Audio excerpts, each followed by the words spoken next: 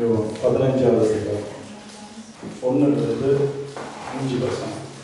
நான் மெய்யான திராட்சை செடி, என் பிதா திராட்சை தோட்டத்துக்காரர். என்னில் கனி கொடாதிருக்கிற கொடி எதுவோ அதை அவர் அறுத்து போடுகிறார். கனி கொடுக்கிற கொடி எதுவோ அது அதிக கனிகளை கொடுக்கும்படி அதை சுத்தம் பண்ணுகிறார். நான் உங்களுக்கு சொல்ல உபதேசத்தினாலே நீங்கள் இப்பொழுது சுத்தமாய் இருக்கிறீர்கள். என்னில் நிலைத்திருங்கள், நானும் உங்களில் நிலைத்திருப்பேன். கொடியானது திராட்சை செடியில் நிலைத்திராவிட்டால் அது தானாய் கனி கொடுக்க மாட்டாதது போல நீங்களும் என்னில் நிலைத்திராவிட்டால் கனி கொடுக்க மாட்டீர்கள். நானே திராட்சை செடி, நீங்கள் கொடிகள். ஒருவன் என்னிலும் நான் அவனிலும் நிலைத்திருந்தால் அவன் மிகுந்த கனிகளை கொடுப்பான். என்னையாக இல்லாமல் உங்களால் ஒன்றும் செய்யக்கூடாது. ஆமென். இந்த 5 வசனம் பார்த்தீங்கன்னா தியானம் பண்ணி பார்த்தீங்கன்னா அந்த 5 வசனத்தில் ஆண்டவர் சொல்லுகிற ஒரே ஒரு நோக்கம், கனி கொடுக்காவிட்டால் என்ன செய்ய முடியும்? கனி கொடுக்காவிட்டால் அக்னியில போடப்படும். 6வது வசனம் கடைசி வரை சொல்லுது. அப்போ அந்த கனி தேவன் பழைய ஏற்பாட்டிலையும் கனி எதிர்பார்க்கிறார், புதிய ஏற்பாட்டிலையும் ஆண்டவர் இயேசு கனி எதிர்பார்க்கிறார். இங்கே சொல்லப்படுகிற அந்த 15வது அதிகாரத்தில் அந்த 5 வசனத்தில் பிதா ஆண்டவர் இயேசு 2 பேர் தான் இருக்காங்க. கூட ஆண்டவர் இயேசு சீஷர்களுக்கு சொல்றார், சபைக்கு நமக்கு சொல்றார். ஏன் நமக்கு சொல்றாருன்னா, இங்கே ஒரு வசனம் சொல்றது 13வது வசனம், ஒருவன் தன் சிநேகிதனுக்காக தன் ஜீவனை கொடுக்கிறார், அன்பிலும் அதிகமான அன்பு ஒரு இடத்திலும் இல்லை, நான் உங்களுக்கு கற்பித்தையாக நீங்கள் செய்வீங்களா? அப்போ இது சபைக்கு பொதுவாக ஆண்டவர் சீஷருக்கு சொல்றார். பட் நமக்கும் தான் இந்த 14வது வசனம் நமக்கும் தேவன் சொல்றார், நான் உங்களுக்கு கற்பித்த யாவையும் நீங்கள் கை கொள்ளலாம்னா எனக்கு சிறிதா இருப்பீங்க. ஆனால் அந்த மெய்யான முதல் வசனம், மெய்யான திராட்சை செடி நான், என் பிதா திராட்சை தோட்டக்காரர். நினைச்சு பாருங்க, பிதா திராட்சை தோட்டக்காரர், கர்த்தர் இயேசு மெய்யான செடியா இருக்கிறார். அப்போ திராட்சை தோட்டத்துல ஒரு செடியை கொண்டு வைக்கணும்னா யார் வைக்கணும்? பிதா தான் வைக்கணும். இப்போ சபையில ஒரு ஆத்மாவை கர்த்தர் ஒரு சபையில ஒரு ஆத்மா தங்குதுன்னா அதை கொண்டு வருவது தேவன். பிதா முன்குறிக்காத எதுவோ அவர் சொன்ன இடத்துல பிதா முன்குறித்த எதுவோ இடத்துல வரோம், அதனால கடைசி மட்டும் பாதுகாத்து அது எழுப்போம் ஆண்டவர் சொல்றாரு. அப்ப இங்க நான் மெய்யான திராட்சை செடி, என் பிதா திராட்சை தோட்டக்காரர். அப்ப பிதாவுக்கு தெரியுது எந்த செடியை கொண்டு எங்க வைக்கணும். தேவனுக்கு தெரியுது எந்த செடியை கொண்டு ஆண்டவர் இயேசுகிட்ட கொடுக்கணும். அப்ப இங்க மெய்யான திராட்சை செடி, என் பிதா திராட்சை தோட்டக்காரர். அப்ப செடி என்ன செய்யுது, அந்த அந்த ஒரு வளர்ந்து போகும்போது திராட்சை செடி அந்த அந்த அது என்ன சொல்லுவாங்க கிளை, அது அது பறந்து போகும்போது எந்தவித தடையில்லாதபடி போகணும்.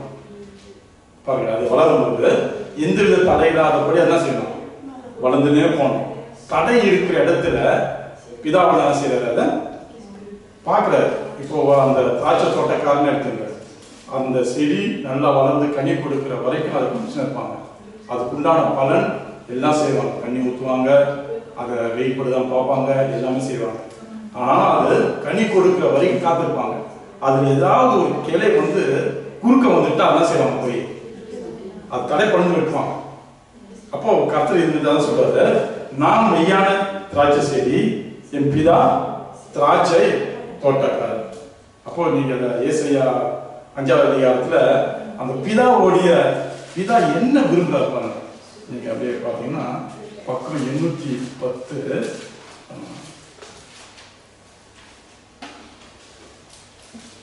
பக்கம் 810 4-5 வாசம் படிக்கிட்ட, நான் தோட்டத்துக்காக செய்யாத எந்த வேலையை அதுக்கு இனி செய்யலாம். என்ன சொல்றாரு? பிதா சொல்றாரு, எல்லா வேலையும் செஞ்சுட்டாரு.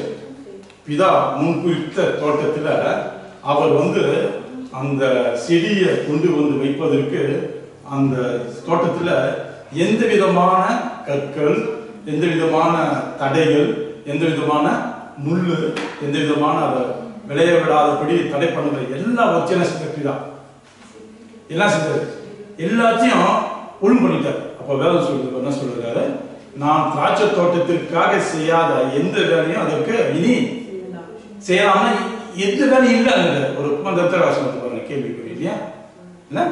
அப்போ என்ன வேலைன்னா அர்த்தம்னா எல்லா வேலையும் செஞ்சுட்டாரு பிதாவானவர், எல்லாம் செஞ்சுட்டு இப்போ அந்த செடியை வந்து அது நட்டார். அப்போ செடி சொல்றாரு அது நல்ல திராட்சை பழங்களை தரும் என்று நான் காத்திருக்கேன், அது கசப்பான பழங்களை எவ்வளவு பரிதாபம் பாருங்க. அவர் அந்த திராட்சை தோட்டத்தை எல்லாம் பக்குவப்படுத்தி செடியை நட்டு ஒரு நம்பிக்கை அவருக்கு தெரிந்திருந்தோம், இந்த செடி கண்டிப்பா ஒரு நாள் செய்ய வளர்ந்து கண்டிப்பா கனியை கொடுக்கணும். அவர் நம்பிக்கை இருக்குது, நம்பிக்கையோடு அவர் செய்யறாரு. ஆனாலும் அவர் வேதம் சொல்றது, நான் காத்திருக்க அது கசப்பான படைகளை தந்தது. இப்பொழுது நான் செய்வதை உங்களுக்கு அறிவிப்பேன், அதில் வேலையை எடுத்து போடுவேன், அதில் வேய்ந்து போடப்படும், அதில் நடப்பை தகர்ப்பேன், அது வெளியில் போகும். அதுக்கு முன்ன நீங்க பாத்தீங்கன்னா முதல் 2வது வசனம் சொல்றாரு, வேலி அடித்து காப்பேன், அது என்ன செய்வேன், கற்களை பொறுக்குவேன், நட்டு நடுவில் ஒரு கோபுரத்தை கட்டி நாளையும் உண்டு பண்ணி அது நல்ல திராட்சை பழங்களை தரும் என்று காத்திருந்தான், அதுவோ கசப்பான பழங்களை தரும். அப்போ அது முதல் அவரோட நம்பிக்கை, எல்லா வேலையும் செஞ்சுட்டு எல்லா தேவையில்லாத காரியங்களை ஒழுங்கு பண்ணிட்டு செடியை நடுறாரு. ஆனா அவருடைய விருப்பம் நல்ல கனிகளை கொடுக்கணும்னு விரும்புறாரு. ஆனா வேதம் சொல்லுது, அதுவோ என்ன செய்யாது, அதில் திராட்சை தோட்டத்துக்கு செய்தி நான் உங்களுக்கு அறிவிப்பேன், அதில் வேலி எடுத்து போடுவேன், அது மேய்ந்து போடப்படும், அது அடைப்பை தகர்ப்பேன், அது நிஜுண்டு போகும். அப்ப எதிர்பார்த்தது கிடைக்கல. அப்ப கர்த்தர் செய்றாரு.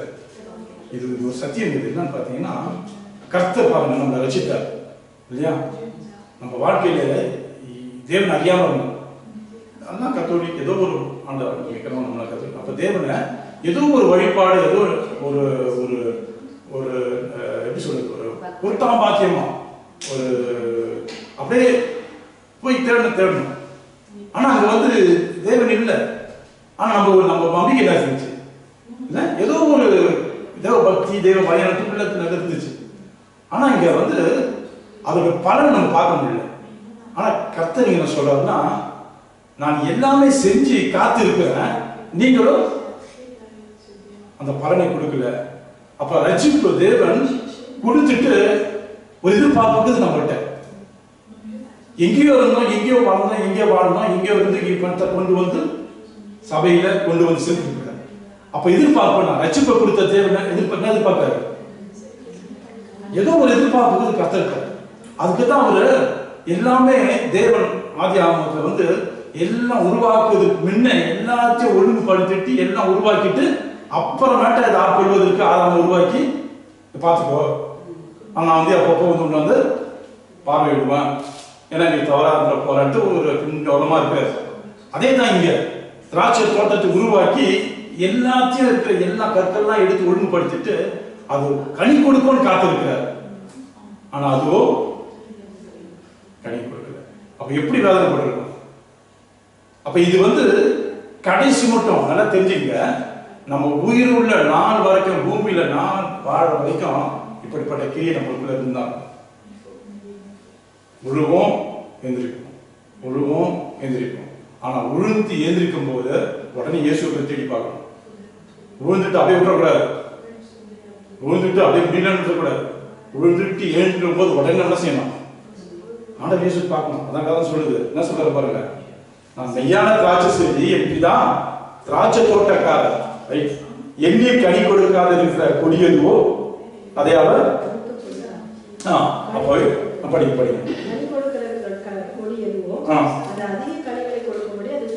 அப்ப இங்க 2 விதமான கர்த்தர் சொல்ல, 2 விதமான கனி பேசுறாரு. ஒண்ணு கனி கொடுக்காதது, இன்னொன்னு கனி கொடுக்குது. அப்ப இங்க அவர் அது என்ன சொல்றாரு, எண்ணில் கனி கொடுக்காத இருக்கிற கொடி எதுவோ அதை அவர் கனி கொடுக்காததை வந்து அவர் என்ன செய்யறாரு, அறுக்கிறார். கனி கொடுக்காதது ஏன் அறுக்கிறார்? அது அப்போ வந்து கனி கொடுக்காத காரணம் வந்து பாத்தீங்கன்னா, கனி கொடுக்காதது ஏன் இருக்கிறாருன்னா, முதலாவது அது என்ன செய்து விளைச்சலை கெடுக்குது. மற்ற கனி வருவதற்கு அது ஒரு தடையா இருக்கு. ரெண்டாவது, எந்த விதமான நன்மை செய்யல, எந்த விதமான நன்மை எதிர்பார்க்க முடியல. ஏன்னா கனி இல்லையே கிட்ட, அப்ப என்ன செய்யறது? நன்மை இல்லை. மூணாவது பார்த்தீங்கன்னா, மற்ற கிளையை வளர செய்தது, மற்ற கிளை வளர்ந்து அந்த வளர்ச்சி அடையாத படின்னு அந்த கிளை போய் தடை பண்ணுது. நாலாவது, எந்த விதமான வளர்ச்சி செய்ய முயற்சி செய்ய மாட்டேங்குது. எந்த விதமான வளர்ச்சி செய்யல, முயற்சி செய்யல. அப்போ இது கர்த்தர் சொல்றாரு, இப்படியா நீ இருந்தீங்கன்னா நான் என்ன செய்ய? ஒரு நாள் அக்கினியில போட்டுருவான். 6வது வசனம். இப்படியே இருந்தா நியாயத்துக்கு எப்படி வரும்? முடிவு தேவையில்லை. அதனால என்ன செய்யலாம்? அதை வெட்டி அக்கினியில கடைசியில போடுறாங்க. ஆனா கனி கொடுக்கிறதோ அப்ப சொல்றாரு, கனி கொடுக்கிற அவர் அதை அறுத்து போடுகிறார். கனி கொடுக்கிற கொடி எதுவோ அது அதிக கனிகளை கொடுக்கும்படி சுத்தம் பண்ணுறார். அப்ப அது கனி கொடுக்குது சொன்னப்ப செய்தது, முயற்சி பண்ணுது. தேவனை நம்ம விசுவாசிக்கலாம். கர்த்தர் ரட்சிப்பு கொடுத்தா, இப்ப அந்த ரட்சிப்போட வாழ்க்கை நின்றுல. எதுக்காக ரட்சிப்பு கொடுத்தார்? எது நோக்கம் இருக்குதுல்ல, அந்த நோக்கத்தை நான் நிறைவேற்றுறதுக்கு முயற்சி பண்ணும்போது கர்த்தர் நம்ம முயற்சிக்கும் போது கர்த்தனை செய்யக்கூடாது. அந்த முயற்சிக்கு உதவி செஞ்சு நம்மள எதனால தேவன் நம்ம ரட்சித்தாரோ, எதனால இந்த நோக்கத்துக்காக நம்ம அழைச்சாரோ அந்த நோக்கத்தை நிறைவேற்றுவார். முயற்சி செய்யும் போது நிறைவேற்றுவார். எந்த விதமான முயற்சி செய்யாம நான் அப்படியே இருப்பேன், கர்த்தர் விஜயெல்லாம் பார்த்துப்பார், ரட்சிப்பு கொடுத்துட்டார், முடிவுல அவரே நான் பரலோகத்துக்கு கொண்டு போவார்னா கொண்டு போக மாட்டார். புரியுதுங்களா? இதுல பிலிப்பியர் சொல்லுது வசனம், நீ அந்த ரட்சிப்புக்கு நீங்க கடைசி அதை பாதுகாப்பு கொள்ள பிரயாசப்படுங்க சொல்லுது. அந்த வசனத்துல பிலிப்பியர்ல அதிக பயத்தோடு நடுக்கத்தோடும் உங்க ரட்சிப்பை நிறைவேற பிரயாசப்படுங்க. அப்ப அந்த ரட்சிப்பு நிறுத்து எல்லாமே கர்த்தர் நம்மளை கொண்டு ஒரு தோட்டத்தை நட்டுட்டாரு, எல்லாமே அவர் பார்த்துக்குவாரு. இல்ல பார்க்க மாட்டாரு. நம்ம முதலாவது முயற்சி, இந்த முயற்சிகள் எடுத்துக்கலாம். தினமும் கிறிஸ்துவை தேடுதா இருக்கணும், தினமும் கிறிஸ்துவோட இணைந்து இருக்கணும். அதான் சொல்றாரு, நான் மெய்யான திராட்சை செடி, என் பிதா திராட்சை தோட்டக்காரர், என்னில் கனி கொடுக்காத கொடி எதுவோ அதை அவர் அறுத்துக்கிறார், கனி கொடுக்கிற கொடி எதுவோ அதை அதிக கனி கொடுக்கும்படி அது என்ன செய்யலாம்? சுத்தம் பண்றார். அதிக கனி கொடுக்கும்படி. அப்ப சுத்தம் பண்ணிட்டாருன்னா எது கனி கொடுக்குதோ அந்த முயற்சி செய்யும் போது தேவனை நம்ம பரிசுத்தமாக்குறார். அதான் முயற்சி செய்ய நம்மள கனி கொடுக்கும்போது சுத்தம் பண்றாரு. நம்ம அந்த சுத்தத்தை என்ன செய்யறாரு? பரிசுத்தப்படுத்துறாரு. நம்ம முயற்சி பண்ணணும், பண்ணாதான் அது கிரியை நடக்கும். அப்ப முயற்சி எதையுமே செய்யாம அப்படியே இருந்தோமா அது கர்த்தர் கனியை கொடுக்க முடியாது. கர்த்தர் நம்மள என்ன செய்வாரு? அது சுத்தம் பண்ணதுக்கு வர மாட்டார். அப்ப இங்க ரெண்டு விதமான, ஒரே நேரம் ரெண்டு விதமான கனி இருக்கு. ஒரே நேரம் ஒரு மரத்துல ரெண்டு விதமான கனி வருது. ஒரு கனி எந்த விதமான பிரயோஜனம் வேண்டாம், இன்னொரு என்ன செய்து அது கனி கொடுக்கிற மாதிரி உருவாகுது. அப்ப ஒண்ணு அப்படியே இருக்குது, இன்னொன்னு முயற்சி பண்ணுது. அப்ப இங்க சொன்ன அந்த கர்த்தர் இந்த வார்த்தை சொல்றாரு, நான் உங்களுக்கு சொன்ன உபதேசத்தில் நீங்கள் இப்பொழுதே என்ன சொல்றாரு? அப்ப உபதேசத்தை கேட்டாச்சு. உபதேசத்தை கேட்டு ஆண்டோட வார்த்தை நம்ம கேட்கிறோம், உபதேசம் பண்ணியாச்சு, ஆண்டோட வார்த்தை நம்ம கேட்டுருக்கிறோம். இப்போ கேட்ட உபதேசத்தை நம்ம என்ன செய்யறோம்? நான் உங்களுக்கு சொன்ன உபதேசத்தினாலே நீங்கள் இப்போது என்ன சொல்றாரு? சுத்தமாயிட்டீங்க. அப்ப சுத்தமான நம்ம விட்டுலாம் தானே, நம்ம சுத்தமா இருக்கிறோம் இல்ல? நம்ம சுத்தமா இருக்கு, கர்த்தர் சேவை சுத்தமா இருக்கிறீங்க அப்படி சொல்லல. நீங்க உபதேசத்தை கேட்டீங்க, சுத்தமா இருக்கிறீங்க பார்த்தா, ஆனா என்னோட நினைச்சிருக்கணும்ன்ற வசனத்துல. அப்ப இந்த சுத்தமானு சொல்லும் போது இங்க சொல்றாரு, நான் உங்களுக்கு சொன்ன உபதேசத்தினாலே நீங்கள் இப்போதே சுத்தமா இருக்கிறீங்க. அப்போ சபையில விசுவாசிகள் தேவ பிள்ளைங்க மூணு விதமான இந்த மாதிரி உபதேசம் இருப்பாங்க. மூணு விதமான உபதேசம், ஆண்டவர் உபதேசத்துல மூணு விதமான உபதேசம். முதல் உபதேசம் பாருங்க, லூக்கா 8வது அதிகாரம் பாருங்க. லூக்கா 8வது அதிகாரம். உங்களுக்கு இந்த ஆண்டவர் இந்த விதையை பற்றி உங்களுக்கு தெரியும். ஆண்டவர் ஓமை விதையை பற்றி. அதெல்லாம் 8வது அதிகாரம் 12வது வசனம். 12, 13, 14. விதைக்கப்பட்டவர்கள் வசனத்தை அவர்கள் விசுவாசித்து ரட்சிக்கப்படாதபடிக்கு பிசாசானவன் வந்து வசனத்தை அவர்கள் இருதயத்திலிருந்து எடுத்து போடுகிறார். அப்ப முதலாவது அவர்கள் விசுவாசித்து ரட்சிக்கப்படாதபடி. விசுவாசித்தாங்க ஆனா ரட்சிக்கப்படல. பாருங்க, விசுவாசிக்கிறாங்க ஆனா என்ன செய்யுது? ரட்சிப்பு. புரியுதுங்களா?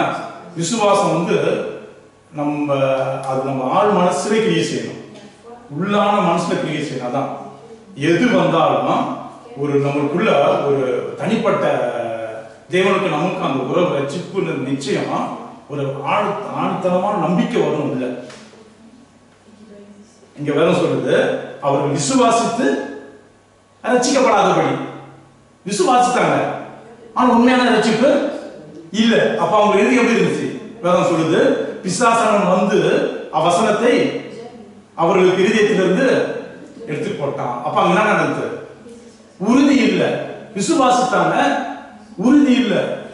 ஸ்ட்ராங் உள்ளத்துல வந்து நல்லா போட்டுக்கிறார் அடித்தாலும் இதா இல்லை. அப்ப அவங்களுக்கு வந்து அது இருதயத்துல இல்லாதபடி பிசாசானவன் செஞ்சான் வந்து இலகுவா. பிசாசானவனுக்கு தெரியும் அவனுக்கு எது நம்ம கிட்ட கொடுத்தா, எது நம்ம கிட்ட செஞ்சா, கிரியை செஞ்சா நம்ம விலை ஓடுவோம்னு தெரியும். அப்ப நம்ம கர்த்தருக்குள்ள பலனா இல்லாவிட்டா நம்ம என்ன செய்யணும்? கண்டிப்பா ஓடுவோம். கண்டிப்பா அவனுக்கு அடிமைப்படுவோம். கர்த்தருக்குள்ள பலனா இருந்தா அவன் கிட்ட வரமாட்டான். வந்தாலும் சோதனை கொடுப்பான், ஆனாலும் அவன் சோதனை ஜெயிப்பது கிடையாது, நம்ம தான் ஜெயிப்போம். அப்ப இங்க வேலை சொல்லுது பிசாசானவன் வந்து வசனத்தை அவன் இருதயத்திலிருந்து எடுத்து போட்டான். அடுத்து படிங்க 12. கேட்கும்போது சந்தோஷத்துடனே வசனத்தை ஏற்றுக்கொள்கிறார்கள். ஆயினும் தங்களுக்குள்ளே வேர் கொள்ளாதபடியினாலே கொஞ்ச காலம் மாத்திரம் விசுவாசித்து சோதனை காலத்தில் பின்வாங்கி போகிறார்கள். அப்ப கற்பாறையில உள்ளவங்க விதை என்ன செய்யும்? மண்ணு கிடையாது, கற்பாறை. அப்ப அந்த கற்பாறை கொஞ்சம் ஈரம் என்ன ஊற்றிட்டு இருக்கும் தெரியுங்களா? அந்த ஈரம் கொஞ்சம் எடுத்து அந்த ஈரத்தை நூற்று தான் செய்யும். கொஞ்சம் புதுசு நிற்கும், சரி, உண்மையா இருக்காது. ஆனா வெயில் நல்லா பட்டவன் என்ன செய்யாது? நிக்காது, அதே போயிடும். அதான் இங்க சொல்றது தங்களுக்குள்ளே வேறுகொள்ளாதபடினா கொஞ்ச காலம் மாத்திரம் விசுவாசம் இருந்துச்சு, கொஞ்ச காலம் மட்டும் விசுவாசமா கொண்டுச்சு. ஆனாலும் சோதனை காலம் வரும்போது என்ன செஞ்சிருச்சு? விட்டுவாங்க. அப்ப இங்கே வேதம் சொல்றது நம்முடைய இருதயத்துல என்ன செய்யறாரு? நம்ம இருதயத்துல எப்படி இருக்கிறோம்னு தான் அங்க நம்ம இருதயத்தை எப்படி தேவனுக்கு உறுதியா இருக்குதா, விசுவாசத்தை நிலைத்து இருக்கிறோமான்னு சொல்லுவீங்க. இப்ப மேலோட்டமா இருந்தா என்னாச்சும் சோதனை வரும்போது விலகி போயிடும். பொறுமையை காத்துக்கொள்ளாத போது தான் செய்யறோம், பின்மாற்றத்துல போயிடணும். இது ஒரு பரிசோதனை நமக்கு. இரண்டாவது, முள்ளுள்ள இடங்களில் விதைக்கப்பட்டவர்கள் வசனத்தை கேட்கிறவர்கள் இருக்கிறார்கள்.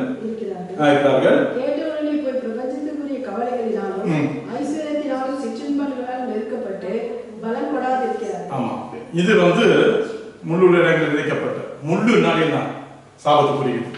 அப்ப சாபத்து குறிச்சா உலகத்தை குறிக்குது. நல்ல கவனிங்க இல்ல, முள்ளு சாபத்தை குறிக்குது, சாபம் உலகத்தை குறிக்குது.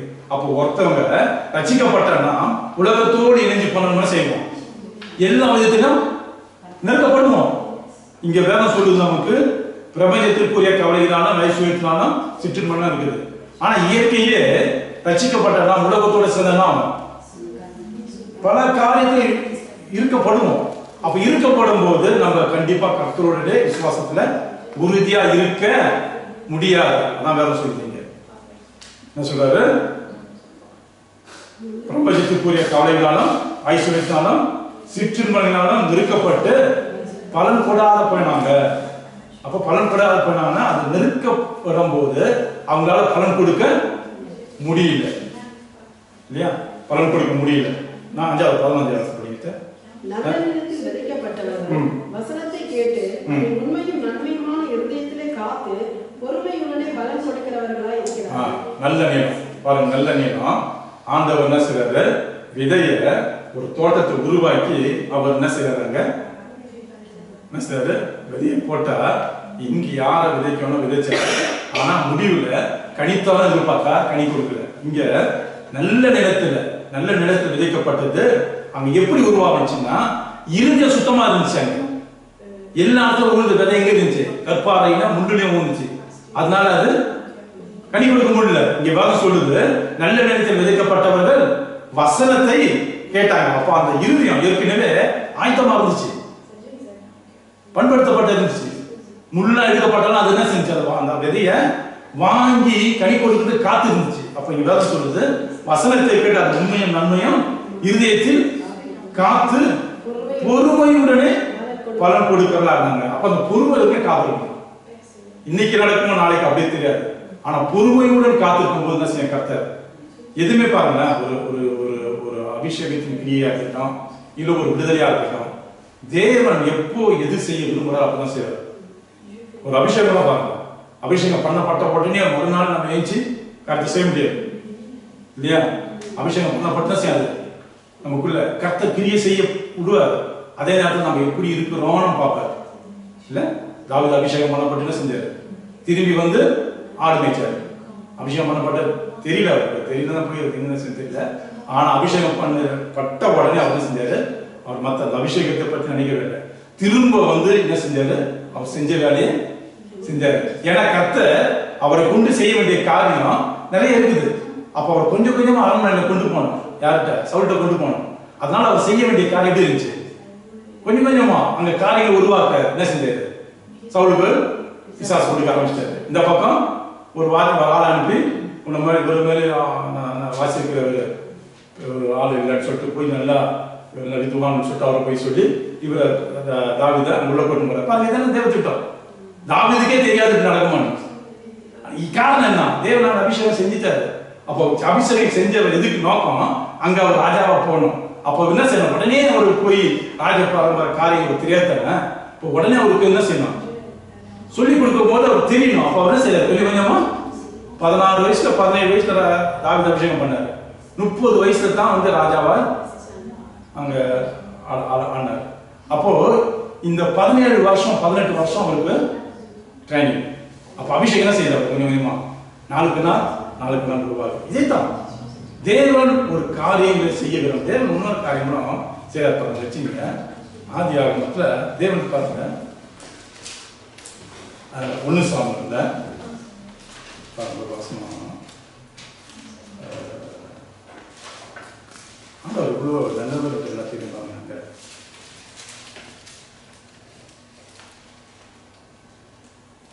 1 சாமுவேல் 2வது அதிகாரம்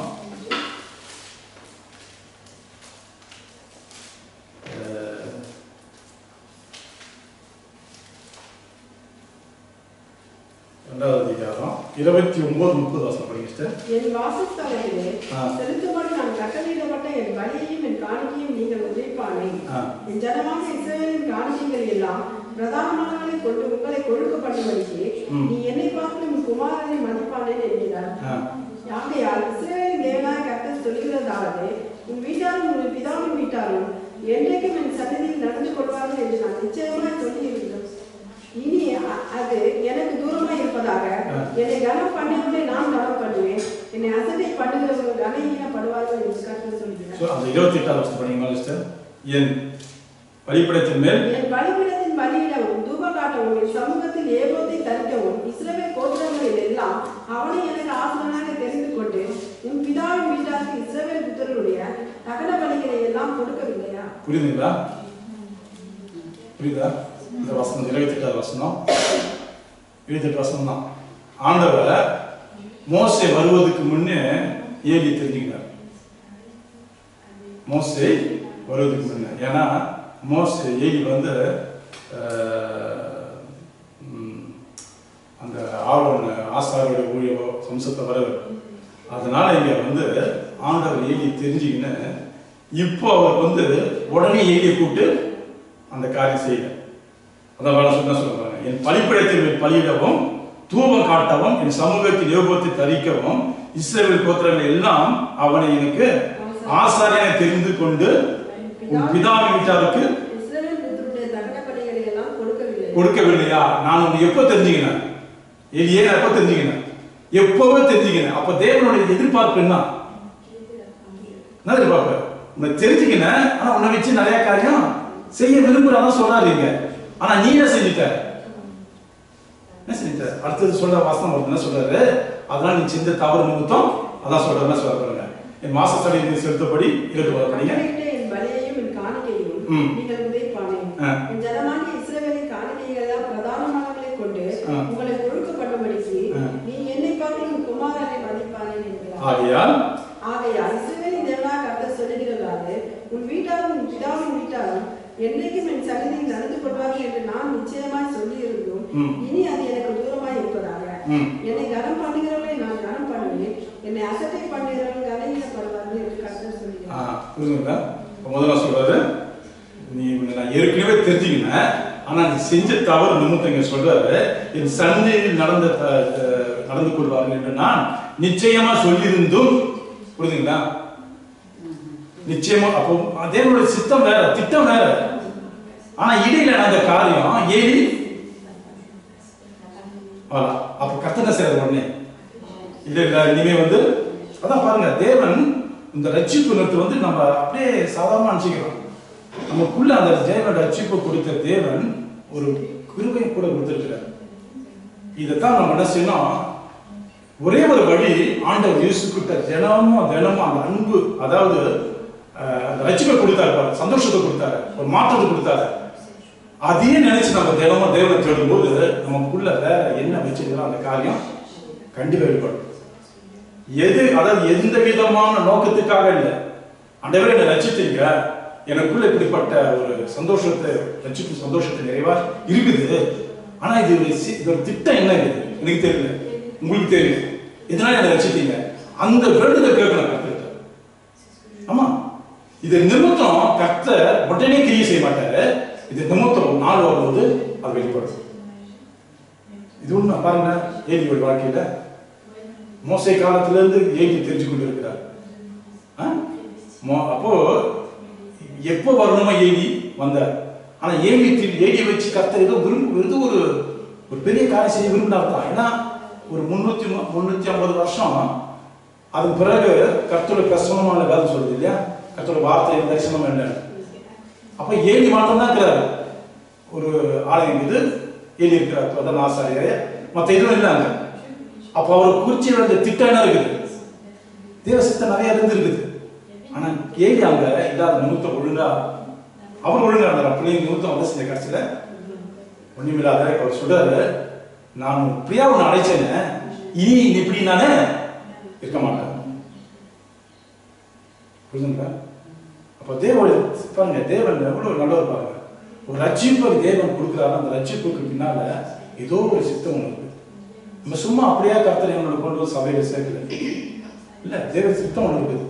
அந்த திட்டம் என்ன, சித்தம் என்ன எப்படி தெரிஞ்சுக்க முடியும்? எப்படி தெரிஞ்சுக்க முடியும்? கிறிஸ்து இயேசுவோட ஒரு உறவு அதிகமா தேவனை தேடுகிற அந்த அன்பு, இனம் புரியாத அன்பு, அவரை காலையில போய் தேடாம தான் நம்மளுக்கு ஒரு சங்கட்டம், ஒரு சூழ்நிலை, மனசுல கவலை, அப்படி ஒரு சிந்தனை வரணும். ஐயோ இன்னைக்கு அவரை தேடலையே, ஆண்டவருக்கு பார்க்கலையான்ட்டு ஒரு சிந்தனை அப்படி வளர்ந்து அந்த இறுதி இருக்கணும். இன்னைக்கு ஜெபிக்கலையே ஒரு மனசுல சஞ்சலம் வரணும். அப்படி ஒரு உறவை நீங்க இயற்கை கிடையாது. உங்களுக்குள்ள தேவன் அப்படிப்பட்ட கிரியை கண்டிப்பா அவர் செய்வார் கண்டிப்பா. அப்படி நீங்க செய்யாம போனா கூட அது சங்கடத்தை கொடுப்பார், உடனே அதை செஞ்சிடணும். அப்ப இங்க அதான் வேதம் சொல்றது, எண்ணீர் கனி கொடுக்காத இருக்கிற கொடி எதுவோ அதை அவர் அறுத்து கொடுக்கிறார், கனி கொடுக்கிற கொடி எதுவோ அதை அதிக கனி கொடுக்க முடியாதே சுத்தம் பண்ணுங்களா, நான் உங்களுக்கு சொல்லும் உபதேசத்தை நீங்கள் இப்பொழுதே சுத்தமாவீங்க. அப்போ உபதேசத்தை முதல் உபதேசம், அவர் ஆண்டவர் கனி நிலம் இறுதியம் சுத்தமா இருந்தா அவனை செய்யறது என்ன செய்யறாரு, அந்த இறுதிய சுத்தமுள்ள இறுதியத்தை கர்த்தர் வாசம் பண்றார். மீதி எல்லாம் கனி கொடுக்காத முள்ளுள்ள இடங்களிலும் கற்பாறையிலும் அது கனி கொடுக்காத முடியல என்ன செய்யுது, கடைசியில அது என்ன செய்யுது, ஆமா இறுக்கி கர்த்தருக்கு கொடுக்க வேண்டிய அந்த கர்த்தர் எதிர்பார்த்து கொடுக்கிற காரியத்துல இழப்படை கொடுக்காதபடி முடிவுல அது என்ன செய்யுது, கனி கொடுக்காதபடி கர்த்தர் என்ன செய்யறத வெற்றி அதை அக்கினியில போடாத சொல்றது. அப்ப முதலாவது பலன் கொடுக்காத கனி முயற்சி செய்யாது. அந்த அந்த கனியை லூக்கா 8வது அதிகாரத்துல 12-15 வசனம், அதை எந்த விதமான முயற்சி செய்யாது அப்படின்னா அது முடிவு அப்படியே ஆயிடுச்சு. இன்னொரு பாருங்க, 2வது எபிரேயர் 6வது அதிகாரம்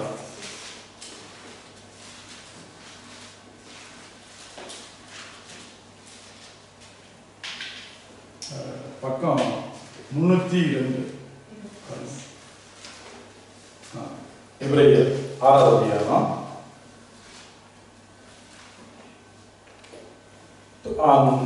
நான் 1லிருந்து 8 வசனம் படிக்கிறேன். ஆகையால் கிறிஸ்துவை பற்றி சொல்லிய மூல உபதேச வசனங்களை நாம் விட்டு செத்த கிரியைகளுக்கு நீங்களாக மனம் திரும்புதல், தேவன் பேரில் வைக்கும் விசுவாசம், ஸ்நானங்களுக்கு அடுத்த உபதேசம், கைகளை வைக்குதல், மருத்துவரின் உயிர்த்தெழுதல், நித்திய நியாயத்திற்கு என்பவைகளாக அஸ்திவாரத்தை மறுபடியும் போடாமல் பூரணர் ஆகும்படி கடந்து போவோமாக. இது புரியுதுங்களா? கிறிஸ்துவை பற்றி சொல்லப்படுகிற மூல உபதேச வசனங்களை நாம் விட்டு, அதாவது மூல வசனம் சொல்லியாச்சு. மூல வசனம் அர்த்தம் தான் செத்திக்கிலாம் மன திரும்புதல், தேவன் பேரில் கை வைத்து விசுவாசம், சாந்தத்துக்கு அடுத்த உபதேசம், இதெல்லாம் கிறிஸ்துவோடைய உபதேசத்துல மூல வசனம். இதெல்லாம் மூல உபதேசம். இது எல்லாம் பவுல் சொல்றது, இது என்ன சொல்றது, இது எல்லாம் நித்திய நியாய தீர்ப்பு என்பவைகளே அஸ்திபாரத்தை மறுபடியும் போடாமல் பூரணம் ஆக்கும்படி கடந்து போவோமாக. பூரணம்னா குறைவா இருக்கணும். அதனால இன்னும் நீங்க முழுமையா ஆகுங்க. பூரணாதான் இன்னும் முழுமையா தேய்ச்சி பெறுங்க, இன்னும் முயற்சி செய்யுங்க. எதுக்கு? இன்னும் நிறைய காரியம் இருக்குது பின்னால. நீங்க சொன்னதே சொல்லியிருக்கீங்க, செய்தே செஞ்சிருக்கீங்க, அது இல்ல. இதெல்லாம் விட்டுட்டு அடுத்த காலத்துக்கு ஆயத்த பண்ணுங்க. அதனால என்ன சொல்றாருன்னா, பூரணர் ஆகும்படி கடந்து போவோமாக. தேவனுக்கு சித்தமானால் இப்படி செய்வோம், இப்படி செய்வோம். பூரணர் ஆகும்படி முயற்சி செய்வோம். பூர்ணம் பண்ற மாதிரி கடைசிய வரைக்கும் நம்ம பூர்ணமாகும்படி முயற்சி செய்வோம் சொல்லிட்டு படிங்க. ஒரு தரம் பிரகாசிக்கப்பட்டும், பரம இனிமை ருசி பார்த்தும், பரிசுத்த ஆவியை பெற்றும், தேவனுடைய நல்ல வார்த்தையையும் இனிவரும் உலகத்தின் பலன்களையும் ருசி பார்த்தும். பிரகாசிக்கப்பட்டுனா ஆண்டவர் இயேசு கிறிஸ்துவோட வார்த்தை கேட்டோம், நம்ம ஒளியின் பிள்ளையா மாறிட்டோம், பரிசுத்த ஆவியின் அபிஷேகத்தை பெற்றுக்கிறோம். அப்போ வேதம் சொல்றது, நீங்க ஒரு தரம் பிரகாசிக்கப்பட்டு பரம இனிமை ருசி பார்த்து பரிசுத்த ஆவியை பெற்று தேவ நல்வார்த்தை இனிவரும் உலகத்தின் பலனை. அப்ப இனிவரும் உலகத்தின் பலனை கர்த்தர் நம்ம வாழ்க்கையில செஞ்ச எல்லா நன்மைகள் வச்சுக்கலாம். அப்ப வேதம் சொல்லுது, உலகத்தின் பலனை ருசி பார்த்தோம். மறுதலித்து போனவர்கள் தேவனுடைய குமாரனை தாங்களே மறுபடியும் சிலுவையில் அறைந்து அவமானப்படுத்துகிறபடியால் மனம் திரும்புவதற்கு ஏதுவாய் அவர்களை மறுபடியும் புதுப்பிக்கிறது கூடாத காரியம். புரியுதுங்களா? ரட்சிக்கப்பட்டு பின்மாற்றத்துல போயிட்டா அவன் திரும்ப கர்த்தத்தை கொண்டு ரொம்ப கஷ்டம்னு சொல்லுறாரு. ஏன்னா அவங்க எல்லாத்தையும் ருசி பார்த்துட்டாங்க, தேவனை யாரை அறிஞ்சிட்டாங்க, தேவனுடைய அற்புதத்தை பார்த்தாங்க, பரிசுத்த அபிஷேகத்தை பார்த்தாங்க. எல்லாம் பெற்றுக்கொண்டு பின்மாற்றத்தை போகிறதுக்கும் வாய்ப்பு உண்டு. புரியுதுங்களா? அப்ப அதான் சொல்லுது, குமாரன் தங்கள் மறுபடியும் சிலுவையில் அறைந்து அவமானப்படுத்துகிறபடினால் மனம் திரும்புவதற்கு எதுவான அவர்களை மறுபடியும் புதுப்பிக்குது. மறுபடியும் ரட்சிப்புல கொண்டு வருது ரொம்ப கஷ்டம். அதனால எப்படி தன்மேல் அடிக்கடி பெய்கிற மழையை குடித்து தன்னிடத்தில் பயிரிடுவதற்கு ஏற்ற பயிரை விளைவிக்கும் நிலமானது தேவனால் ஆசீர்வாதம் பெறும். முதலாவது என்ன சொல்றாரு? அடிக்கடி பெய்கிற மழை. மழை பெய்யுது அடிக்கடி. என்ன செய்யுது? ஒரே நாள் மழை தேவனால் வருது. அப்ப அடிக்கடி மழை பெய்கிறது. தான் என்ன செய்ய? மழை குடித்து தன்னிடத்தில் பயிர்களுக்கு ஏற்ற பயிரை முளைப்பிக்கும் நிலமானது தேவனால் ஆசீர்வதிக்கப்படுது. அப்போ ஒரே மண் மழை தேவன் கொடுக்கிறார். அந்த மழையை வாங்குறது பூமி. ஆனால் ஒரு இடத்துல நல்ல கனியை கொடுக்குது, நல்ல கனியை கொடுக்குது. அடுத்தது பாருங்க, முள்செடிகளையும் முள் பூண்டுகளையும் முளைப்பிக்கிற நிலமும் தகரதாயும் சபிக்கப்படுவதற்கு ஏற்றதுமாய் இருக்கிறது, சுட்டரிக்கப்படுவதே அது முடிவு. பாருங்க, கர்த்தர் மழையை பெய்யும் போது இங்கதான் பெய்ய வைக்கணும், அங்கதான் பெய்ய வைக்கணும் சொல்லல, அப்படியே பெய்ய வைக்கிறார். ஆனா ஒரு இடத்துல நல்ல கனி கொடுக்குது. ஒரு பூமி பக்கத்துல என்ன செய்யுது? முள் செடி போடுது. அப்ப முள் செடி கர்த்தர் தான் செய்யறாரு, நியாய தீர்ப்பு கொண்டு வர. அப்ப என்ன அர்த்தம்? ஒரே சபையில இருக்கணும், வார்த்தை கேட்கிறோம், கனி கொடுக்காம போனா வார்த்தை கேட்கிறோம், மரணத்திற்காக போனா வார்த்தை கேட்கிறோம். கிறிஸ்து எப்படி இருந்தாரோ அப்படி வாழ்க்கை நம்ம வாழ்க்கை ஒப்பு கொடுத்து நடக்காம போனா முடிவு அதான் சொல்லப்படுது. எல்லாமே அபிஷேகம் பண்ணப்பட்டு எல்லாமே தெரிஞ்சு பரிசுத்தாவி பெற்று கர்த்தரால் அநேக நன்மையை பெற்று கர்த்தர் செய்த அற்புதத்தை பெற்றுக்கொண்டு நம்ம பின்மாற்றத்துக்கு போய் இப்படியா இருந்தா இப்படி இருக்கும். அதான் ரெண்டு உதாரணம். ஒரே நேரம் மழை பெய்யுது, ஆனா ஒரு நேரத்துல கனி கொடுக்குது. அதே நேரத்துல பக்கத்துல அதே மழையை வாங்குது, ஆனா கனி கொடுக்கல, வேற செடியை கொடுக்குது. கர்த்தருக்கு எவ்வளவு கஷ்டமா இருக்கும், புரியுதுங்களா? அப்ப முதல்ல விதைக்கிற விதை கற்பாறையில் நல்ல விதத்தில் விடணும். இங்க அதே இது எங்க சொல்லப்படுது ஒரே நிலம் தான். ஆனா ஒரு நிலத்துல நல்ல கனியை கொடுக்குது, ஒரு நிலத்துல முள்ள கொடுக்குது. அப்ப என்ன தெரியுது? நிலம் இறுதிய சுத்தமா இருந்தா தான் அதெல்லாம் வாங்கி கொள்ளும் போது நல்ல கனியை கொடுக்கும், நல்ல காரியம் செய்யும். ஒண்ணு மட்டும் தெரிஞ்சுங்க, ரசிக்கப்பட்டு கர்த்தருக்குள்ள சபையில் இருக்கிற உண்மைதான், ஜெயம் மாத்திக்கணும், கர்த்தரை ஆராதிக்கணும் உண்மைதான். ஆனா நம்முடைய உறவு கர்த்தரோடு இருந்து குறைஞ்சிச்சுன்னா கண்டிப்பா, ஆனா ரசிக்கப்பட்டோன்னு நிச்சயம் முடிவில் போக மாட்டோம், உண்மைதான்.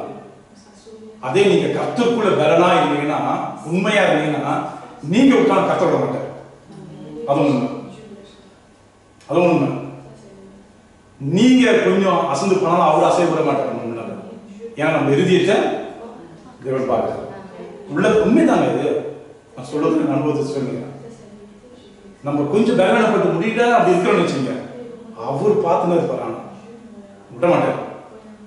அதுவே நம்ம அசட்டை பண்ணி அப்படி விட்டோம்னு வச்சுங்க, பொறுத்து பார்ப்பார், கடைசியில முடிவெடுப்பார். ரட்சிப்பு கண்டிப்பா நம்ம அது நிறைவேறாம போயிட்டா, கடைசி வரைக்கும் நம்மளோட முடிவு நிறைவேற. அதுதான் வாழ்க்கையில அதிகமா கற்ற வேலை நமக்கு என்ன சொல்லி கொடுக்குதோ அதன்படி வாழக்கு முயற்சி பண்ணோம். எல்லாம் தெரிஞ்சு நம்ம வாழல. ஒவ்வொரு நாளும் வசனத்தை படிக்கும்போது, ஒவ்வொரு நாளும் வசனம் உங்களுக்கு வரும்போது, ஒவ்வொரு நாளும் நீங்க வசனத்தை தியானிக்கும் போது, ஐயோ வாழ்க்கை இப்படி இருக்கக்கூடாது, மாறணும், அப்படி இருக்கணும், அப்படி இருக்கணும்ட்டு நம்ம இறுதியா செய்யணும், மாற்றங்களை கொண்டு வரணும். இதான் தேவன் பார்ப்பாரு. நீங்க தொடர்ந்து வேலை தேர்த்து படிச்சுனே இருங்க, கர்த்தருடைய பேசாம சொல்ல நீக்கம் பக்கத்துக்கு தெரியும். நீங்க படிச்சுனே இருங்க, உடனே தெரியாது. நீங்க படிக்க பாருங்க, யாரோ ஒருத்தவங்க வந்து பக்கத்துல நிக்கிறது கண்டிப்பா பண்ண முடியும் உங்களால. நீங்க அதுக்கு இடம் கொடுக்கும் போது அவரு கண்டிப்பா பார்ப்பாரு. நீங்க அதிகமா ஈடுபாடு இறுதியத்தோடு தேடி படுக்கும் போது அவரே உங்களுக்கு சொல்லி கொடுப்பாரு சில காரியத்தை. ஆமா, முதல் நூற்றாண்டுல 1900 எந்த விதமான பைபிளுடைய விளக்கம் புஸ்தகம் கிடையாது. அப்போ தோழிச்சு பார்த்துக்கிறீங்களா, எனக்கு ஒரு இதை படிச்சு பார்த்தா, இரவு முழுவதும் ஜெபம் பண்ணுவாங்க, தூங்காம இரவு முழுவதும். அப்படிலாம் இந்தியாவில் பயங்கரமான காரியம் செஞ்சுக்கிறாங்க. அதாவது அதிக பேர் ரட்சிப்புகளை கொண்டு வந்துக்கிறாங்க. இந்தியா மாட்டாங்க, நிறைய நாட்கள். இத்தனைக்கும் அவங்க படிப்பு கிராமத்தால் அந்த இயேசுவோட அன்பு முதலாவது அந்த வருவதுக்கு முன்னாடி அந்த அன்பை அறிஞ்சு படிச்சு பைபிள் படிச்சு ஜெபம் பண்ணி கர்த்தரோட அந்த அன்பு ஊட்டப்பட்ட உடனே அவன் இருக்க முடியல. போயிடணும், நம்ம நாட்டுக்கு போகணும்னு சொல்லிட்டு போய் இந்தியா எங்கெங்கெல்லாம் தேவன் அறியாத நாடு வச்சு அங்கெல்லாம் போய் சுவிசேஷம் அறிவிச்சாங்க. அங்கதான் இங்கெல்லாம் போகும், மற்ற நாட்டுல இங்கெல்லாம் சுவிசேஷம் அறிவிக்கப்பட்டு கிறிஸ்தவா இருக்காங்க. அவங்க பின்னால வெள்ளக்காரங்க, இங்க மேல்நாட்டில் இருக்கிறவங்க தான் வந்தாங்க எல்லா நாட்டுக்கும். அப்போ அந்த அன்பு அந்த உறவு இருந்துச்சுன்னா நம்ம என்ன செய்வோம், கண்டிப்பா சும்மா இருக்க முடியாது. தேவன் நம்ம என்ன செய்வார், வச்சிருக்க மாட்டார். அதான் இங்க வந்து சொல்லுது, ஒரே மழை பெய்யுது, ஆனா அந்த மழையை புரிஞ்சு எடுத்த அந்த நிலம் ஒரு இடத்துல நல்ல கனியை கொடுக்குது, இன்னொரு இடத்துல கனி கொடுக்காம கெட்ட கனி கொடுக்குது, அப்போ முள்ள கொடுக்குது. அப்போ தேவன் இதுல நல்ல கனியை கொடுக்கிற மாதிரி என்ன செய்யறாரு, எடுத்து அதை இன்னும் உள்படுத்துறாரு. கனி கொடுக்கணும்னு சொல்லிட்டு என்ன செய்யறாரு, அது எதிர்பார்க்கிறாரு. கனி கொடுத்துருச்சுன்னு சொல்லல, இன்னும் கனி கொடுக்கணும்னு அவர் எதிர்பார்க்கிறாரு. அதான் இங்க 2வது வசனம். 3வது பாருங்க, 2 யோவான். அங்க 1 யோவான் 2 வருஷம் இருக்கும். 2 யோவான் பக்கம் 330. 2 யோவான் 8-9 வசனம் படிக்கிறேன். உங்கள் செயல்களின் பலனை இழந்து போகாமல் பூரண பலனை பெறும்படிக்கு எச்சரிக்கையாக இருங்கள். உங்கள் செயல்களின் பலனை சொல்றாரு, இழந்து போகலாம். அப்ப நம்மளுடைய செயல் கனி கொடுப்பதற்கு நம்ம செஞ்ச கிரியை. அப்ப இந்த ஆண்டவர் சொல்றாரு, இந்த கனியை நீங்க பெற்றுக்கொள்ளணும்னா 6வது வசனம் சொல்றாரு, நாம் அவருடைய கற்பனையின்படி நடப்பதே அன்பு, நீங்கள் ஆகும்போது கேட்டிருக்கிறபடி நடந்து கொள்ள வேண்டும், கற்பனை இதுவே.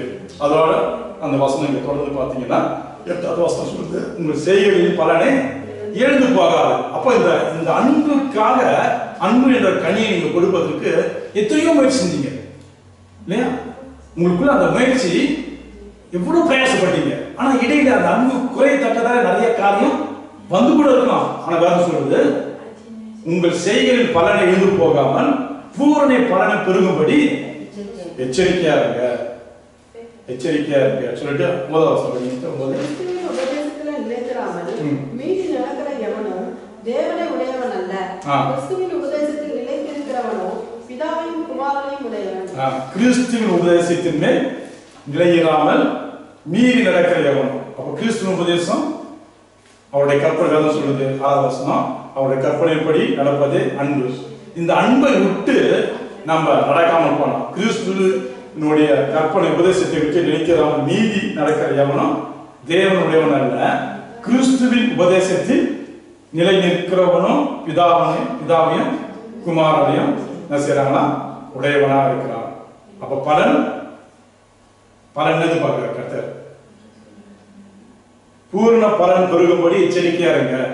அப்ப பலன் இருக்குது, பூர்ணமா ஆகணும், பூர்ணமா அடையணும், கடைசி மட்டும் இருக்கணும், கடைசி மட்டும் அந்த அன்பு இருக்கணும்.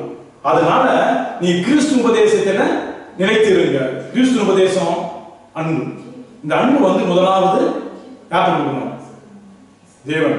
முதல்ல தேவன். இரண்டாவது நீ எப்படி அன்பு காட்டு, அது போல பேரட்டியும் அன்பு காட்டு தேவன் சொல்லுது நமக்கு. அப்ப முதலாவது இந்த உபதேசம் நிலைத்திருங்கள், மீறி நடக்கிற எவனும் தேவனுடையவன் அல்ல. கிறிஸ்துவின் உபதேசம் நிலைநிற்கிறவனும் பிதாவையும் குமாரனையும் உடையவனா இருக்கிறான். அப்ப கனி எழுந்து போகாதபடி பூர்ண கடைசி மட்டும் அந்த கனி தருவதற்கு நம்ம என்ன செய்யணுமா?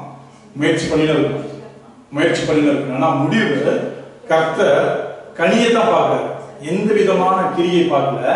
நம்ம கிட்ட மாற்றங்கள் வரும்போது, நம்ம கிறிஸ்தவங்க சொல்லும் போது, நம்ம தேவனுடைய பிள்ளைகள் சொல்லும் போது, கிறிஸ்து இயேசுவை நம்ம ஏற்றுக்கொண்டோம் நம்ம சொல்லும் போது, நம்மளுக்குள்ள ஜனங்க பார்க்கிறதோ, நமக்குள்ள கர்த்தர் பார்க்கிறதோ என்னன்னு பார்த்தீங்கன்னா கனிதான். அன்பு, நல்ல ஐக்கியம், நல்ல உறவு, அவங்க நமக்கும் இதுதான் பார்ப்பார். வேதத்துல 10வது வசனம் படிச்சோம்.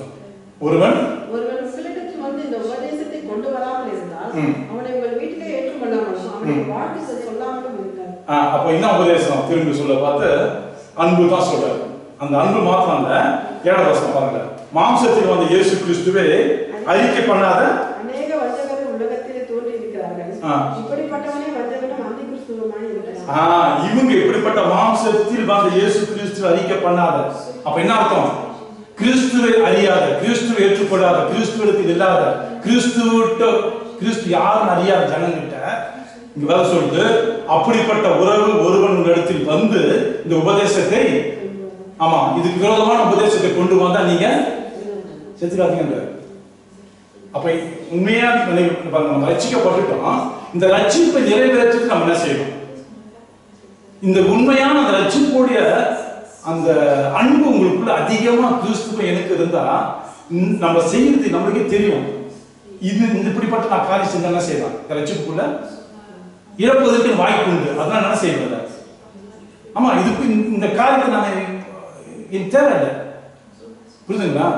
எது எதெல்லாம் அந்த ரட்சிப்பை காத்து கொள்வதற்கு நம்ம என்னென்னலாம் பிரயாசப்படணும் அதான் வேற சொல்லுவீங்க. நீங்க உங்கள் செய்கையில பலனை எழுந்து போகாமல் பூர்ண பலனை பெறும்படி பூர்ணம் ஆவதற்கு எச்சரிக்கையா இருங்க.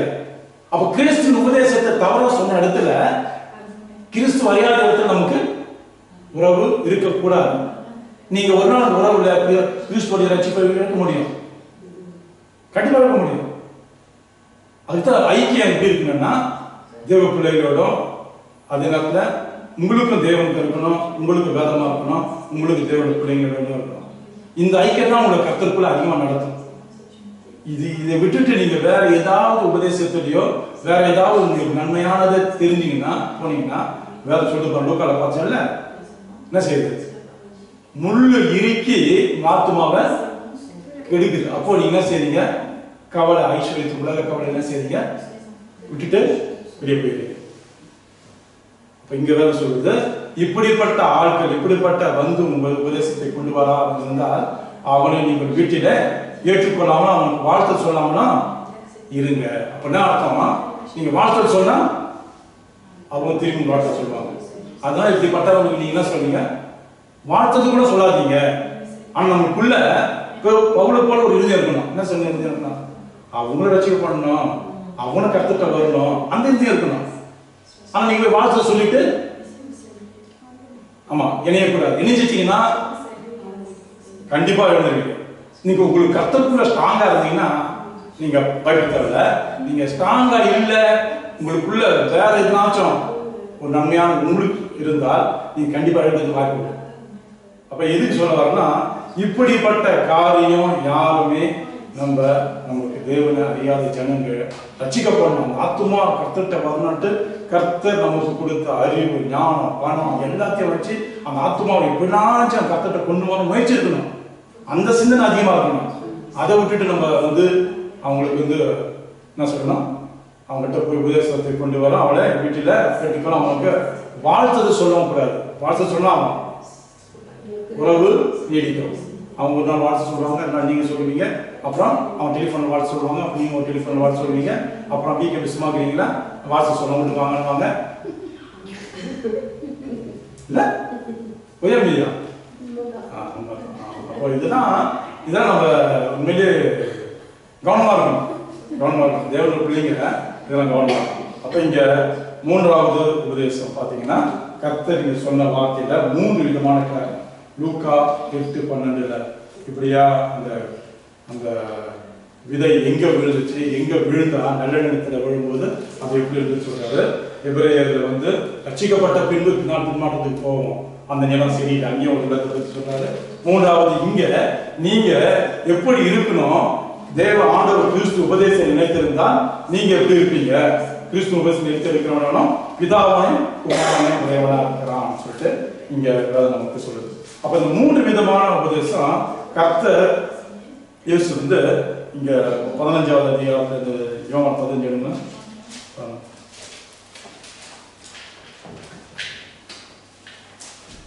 யோவான் 15 அதுதான் ஆண்டவர் சொல்றாரு, நான் உங்களுக்கு சொன்ன உபதேசத்திலே நீங்கள் இப்பொழுது சுத்தமா இருக்கிறீர்கள்.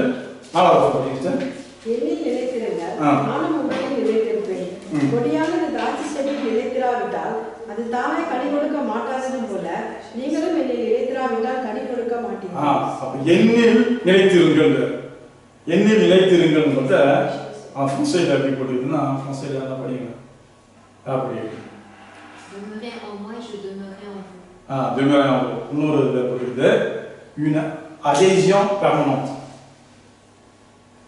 எப்படி இது பாருங்க, une adhésion demeurer சரி demeurer ஒரு மாதிரி ஃபுல்லா போகுதுல்ல. une adhésion permanente ஃபுல்லா, அதாவது நீங்க முழுமையா விட்டுக்கிறீங்க, அவ்வளவுதான். adhésion. இன்னொரு சொல்லப்படுது on reste auprès de quelqu'un, on reste auprès de quelqu'un. quelqu'un Jésus. பாருங்க, ரெண்டும் அர்த்தம் பார்த்தீங்கன்னா அங்க சொல்லப்படுற வார்த்தைக்கும் இங்க சொல்லப்படுற வார்த்தைக்கும் une adhésion permanente தான் ரொம்ப நல்ல ஸ்ட்ராங்கா இருக்கு. une adhésion permanente ஃபுல்லா, அதாவது எந்த நேரமும் அப்படியே அவர் கூட இருக்கு, அவரு கூட இருக்குது adhésion. அப்ப வேதம் என்ன சொல்றதுன்னா, இங்க சொல்ற என்னில் நிலைத்திருங்கள், நான் உங்களில் நிலைத்திருப்பேன். அப்ப அந்த நிலைத்திருக்கிறது எப்போதுமே அந்த கிறிஸ்துவோடு இருக்கிற உறவை பத்தி இங்க சொல்லுது. ஏன் கிறிஸ்துவோட உறவு சொல்லுதுன்னா, கிறிஸ்து இல்லாத வாழ்க்கையில் நம்ம நிறைய எழுப்பு வரும். நீங்க ஆண்டவர் விட்டு ஒரு 2 வாரம் ஜெபம் பண்ணாம இருந்து பாருங்க, ஆண்டவர் அப்படியே வேதத்து இந்த கர்த்த பக்கம் திரும்பாத சிந்தனை, அந்த பக்கம் போக சிந்தனை பாருங்க, ஒரு மாதிரி ஆயிடும். அந்த மனசு ஒரு மாதிரி துருப்பிடிச்ச மாதிரி ஆயிடும்.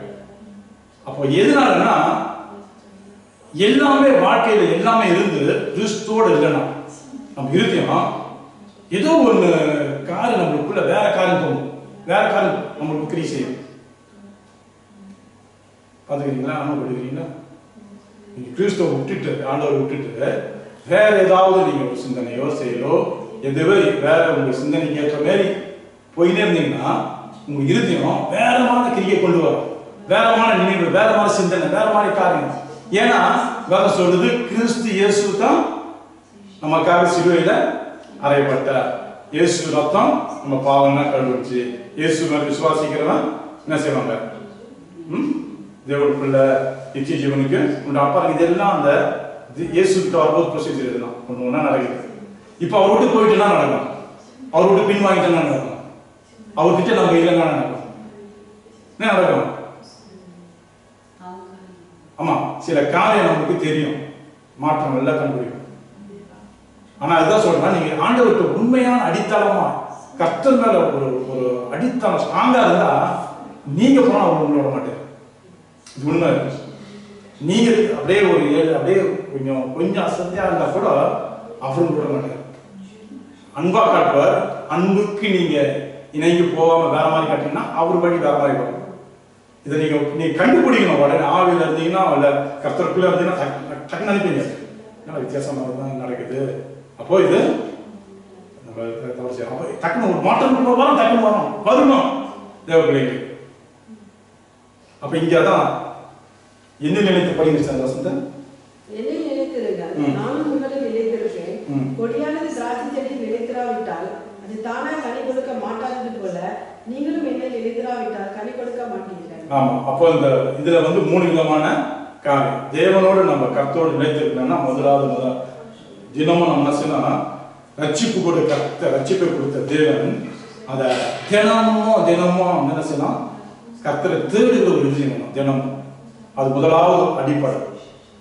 எனக்கு தேவன் ரட்சிப்பை கொடுத்தா அந்த ரட்சிப்பு நான் என் வாழ்க்கையில் எத்தனை மாற்றங்கள். அதனால நான் என்ன செய்யணும், என் தேவனை தினமும் தேடுகிற இருக்க தினமும் உங்களுக்கும் தேவனுக்கும். அது முதலாவது ஆகும். இரண்டாவது தேவ சித்தத்தை அறிந்து கொள்ள முயற்சி. என்னைக்கு நான் தேவனோடு இணைஞ்சு போறோமோ, அதிகமாக கர்த்தருக்குள்ள நடக்க செயல்படுறோமோ, தேவ சித்தத்தை புரிஞ்சு கொள்ள முடியும். தேவ சித்தத்தை அறிந்து கொள்ள முயற்சி செய்யணும். இதை நீங்க முதலாவது கர்த்தர்கிட்ட நீங்க அதிகமா அவரை தேடும் போது, இரண்டாவது இந்த காரியம் தேவ சித்தம் வந்து அறிஞ்சு கொள்ள முடியும். தேவ சித்தமே நான் சொல்றது அடித்தளமே கிறிஸ்துவோட தான் தேவ சித்தம். நீங்க வசனம் வேணா உங்களுக்கு அப்படியே ஒரு வசனத்தை காட்டுறோம் உங்களுக்கு பாருங்க.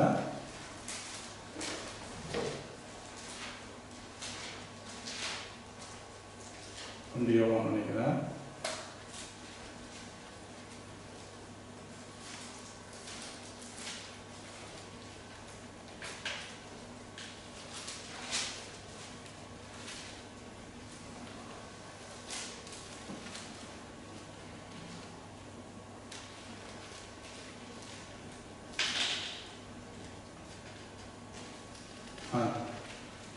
யோவான் 4வது அதிகாரம் 15வது வசனம். இயேசுவானது தேவனை குமார் என்று அழைக்கப்படுகிறானோ அவனில் தேவன் நிலைத்திருக்கிறார். ஆமா, அப்ப அந்த அறிக்கை பண்ணது தான் தினமும் சொன்னது. கர்த்தரோடு நம்ம இருக்கணும்னா மாம்சத்தில் வந்து இயேசு கிறிஸ்துவை அறிக்கை பண்ணாத எந்த ஆவியும் தேவனானதில்லை. வருமென்று நீ கேள்விப்பட்ட அந்த கிறிஸ்துவின் ஆவியால் அது இப்போது நான் செய்த உலகத்துல வந்திருக்கிறது. அதனால் மாம்சத்தில் வந்து இயேசு கிறிஸ்து அறிக்கை பண்ணுகிற எந்த ஆவியும் தேவனால் உண்டான. இந்த அறிக்கை பண்ணுகிற விதம் தினமும் நமக்கும் தேவனுக்கும் இருக்கணும் முதலாவது. அப்ப அந்த தேவனுக்கு நமக்கும் அந்த அறிக்கை கர்த்தர் இயேசுவை அறிக்கை பண்ணி அதை தேடும் போது, இரண்டாவது தேவனுடைய சித்தத்தை நம்ம அறிஞ்சு கொள்ள முடியும். முயற்சி செய்யும் போது தேவ சித்தம் நம்ம அறிஞ்சு கொள்ள முடியும். மூணாவது நம்ம வந்து தேவனுடைய பிள்ளைகள் மத்தியில ஐக்கியம், அன்பு, உறவு ஏற்படும். இந்த சித்தத்தின்படி முதலாவது தேவனுடைய இருக்க அந்த விருப்பம் முதலாவது. இரண்டாவது அந்த ரட்சிப்பு கொடுத்த தேவனுக்கு என்ன செய்யணும், நம்ம கர்த்தரே அந்த ரட்சிப்பு சந்தோஷத்தை தேட ஆரம்பிக்கிறோம். இரண்டாவது தேவ சித்தத்தை அறிந்து கொள்வதற்கு முயற்சி பண்ணும்போது சில காரியம் தேவன் அந்த அன்பு நிமித்தம் நம்மளுக்கு வெளிப்படுத்துறார், காட்டுறார்.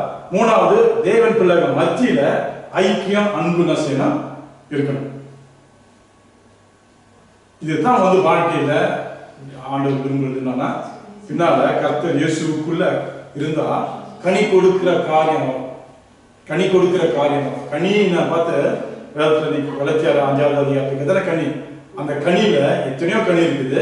ஆனாலும் அப்படிப்பட்ட கனி நமக்குள்ள கிரியை செய்யணும்னா முதலாவது நம்ம எந்த விதமான உறவு இல்லாம இயேசு கிறிஸ்துவோட இருக்கிற உறவு முக்கியமான. இந்த உறவு நீங்க அதிகமா தினமும் ஐக்கியப்படுத்தினால் அங்க சொல்லப்பட்டிருக்கிற அன்பின் கனி, கிறிஸ்துவோட இருக்கிற உறவு, தேவனுடைய சித்தம், தேவன் விரும்புகிற காரியம், தேவன் நமக்கு வெளிப்படுத்துறது எல்லாம் வெளிப்படும். புரியுதுங்களா? அதான் சொல்றாரு, என்னை நிலைத்திருங்கள், நான் உங்களில் நிலைத்திருப்பேன். கொடியானது திராட்சை செடி நிலைத்திராவிட்டால் அது தானாய் கனி கொடுக்க மாட்டாது போல நீங்களும் இனி நிலைத்திராவிட்டால் கனி கொடுக்க மாட்டீங்க. அப்போ அவரோடு நிலைத்திருந்தால் நாமளும் நிலைத்திருப்போம். அப்போ என்ன செய்யணும்? கொடியானது திராட்சை செடி நிலைத்திராவிட்டால் அது தானாய் கனி கொடுக்க மாட்டாது. அப்ப தனியா நம்ம கனி கொடுக்கணும்னா கஷ்டம். ஏன்னா உலகத்துல வாழணும், தனியா கனி கொடுக்க முடியாது. ஆனா கனி கொடுக்கணும்னு சொன்னா அந்த கனி நம்மளுக்குள்ள இருந்து வெளிப்படணும்னா நம்ம கிறிஸ்துவோடு தான் கனி கொடுக்க முடியும். இயேசுவோடு நடந்தா தான் கனி கொடுக்க முடியும். இயேசு கிறிஸ்துவோட அன்பு நமக்குள்ள கிரியை செஞ்சா தான் கனி கொடுக்க முடியும். இல்லைன்னா நம்ம உண்மையிலே நம்மளுடைய சுவாபத்திலையும் நம்மளோட மனுஷ சிந்தனையிலும் நம்ம என்ன செய்வோம்? கனி கொடுக்காதபடி நம்ம பேச்சு செய்கை எல்லாம் செய்யும், மாற்றங்களே கொடுக்கும். மனுஷ சுவாபம் கண்டிப்பா வெளிப்படும். அதான் சொல்றாரு, நீங்க என்னட்டு நிலைத்திருங்க, நான் அப்பொழுது உங்களுக்கு நிலைத்திருப்பேன். கொடியானது திராட்சை செடி நிலைத்திராவிட்டால் அது தானே கனி கொடுக்க முடியாது. ஆகையால் நீங்க இனி நிலைத்திராவிட்டால் கனி கொடுக்க மாட்டீங்க. நீ நிலைத்திருந்தால் நீங்க என்ன செய்வீங்க? கனி கொடுப்பீங்க. 5வது வசனம், நானே திராட்சை செடி, நீங்க கொடிகள். அவனிலும் நிலைத்திருந்தால் மிகுந்த கனிகளை கொடுப்பான். என்னை இல்லாமல் உங்களால் ஒன்றும் செய்யக்கூடாது. நானே திராட்சை செடி, நீங்கள் கொடிகள். ஒருவன் இன்னிலும் நானும் அவனையும் நிலைத்திருக்கணும்.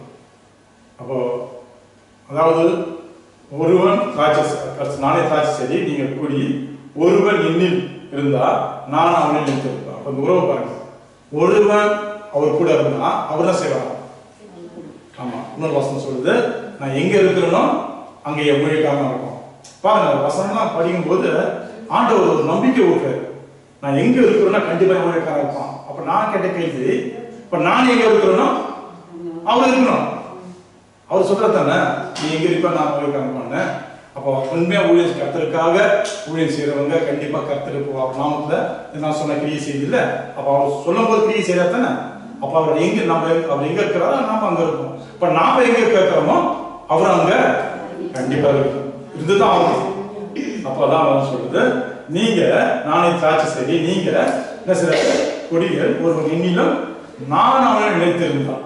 அந்த இருக்க உறவு பாருங்க, நான் இருப்பதும் அவர் நமக்குள்ள இருப்பதும். இந்த உறவு வரணும், ஒரு அதிகாரமா சொல்றதுக்கு வரணும். நான் கிறிஸ்துவோட இருக்கிறேன், கிறிஸ்து என்னோட இருக்கிறாரு, நான் கிறிஸ்துவோட இருக்கிறேன் நம்ம சொல்லலாம். ஆனா நாம கிறிஸ்துவோட இருக்கிறோமா? அதான் தெரியல இல்ல. ஆனா சொல்றதுக்கு, நானே திராட்சை செடி, நீங்க கொடிகள். ஒருவன் எண்ணிலும் நான் அவனை நிலைத்திருந்தால் அவன் மிகுந்த கனிகளை கொடுப்பான். என்ன இல்லாம உங்களால் ஒன்றும். ஆமா, அப்ப அவர் இருந்தா மிகுந்த கனி. அப்ப அந்த கனியை பத்தி நம்ம திரும்ப ஒரு வசனத்தை காட்டுறேன் சொல்றேன். தெரியுமா? அதாவது ஒரு வசனம் பாருங்க, கலாத்தியர் 5வது அதிகாரத்தில் பாருங்க.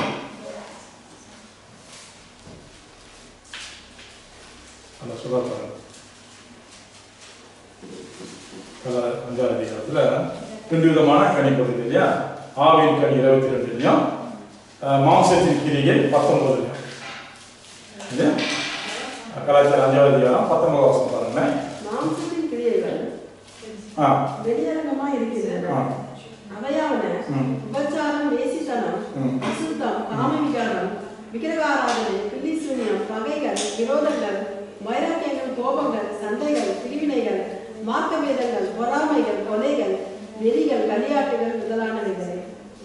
இப்படிப்பட்டவைகளை செய்கிறவர்கள் தேவனுடைய ராஜ்யத்தை சுதந்திரிப்பில்லை என்று முன்னே நான் சொன்னது போல இப்பொழுது உங்களுக்கு. மாம்சத்தின் கிரியைன்னு சொல்லும் போது நம்மளுடைய சுயம், நம்மளுடைய சிந்தனை, நம்ம மனுஷன் செய்கிற காரணம் மாம்ச சிந்தனை இல்லையா? இதெல்லாம் எப்படி வருது? நாம எடுக்க முடியும் இல்லை, நம்ம எடுக்க முடியும் இல்லையா? சொல்லப்பட்ட மாம்சத்தின் கிரியை நம்ம செய்யப்படுகிற காரியம் வெளிப்படுது. அப்போ அடுத்த வருஷம் சொல்றது ஆவியின் கனியும். இது நம்மளால செய்ய முடியாது. ஆவின் கனி நம்மளால செய்ய முடியாது. ஏன்னா ஆவின் கனி அன்பு, சந்தோஷம், சமாதானம், நீடிய பொறுமை வருமா?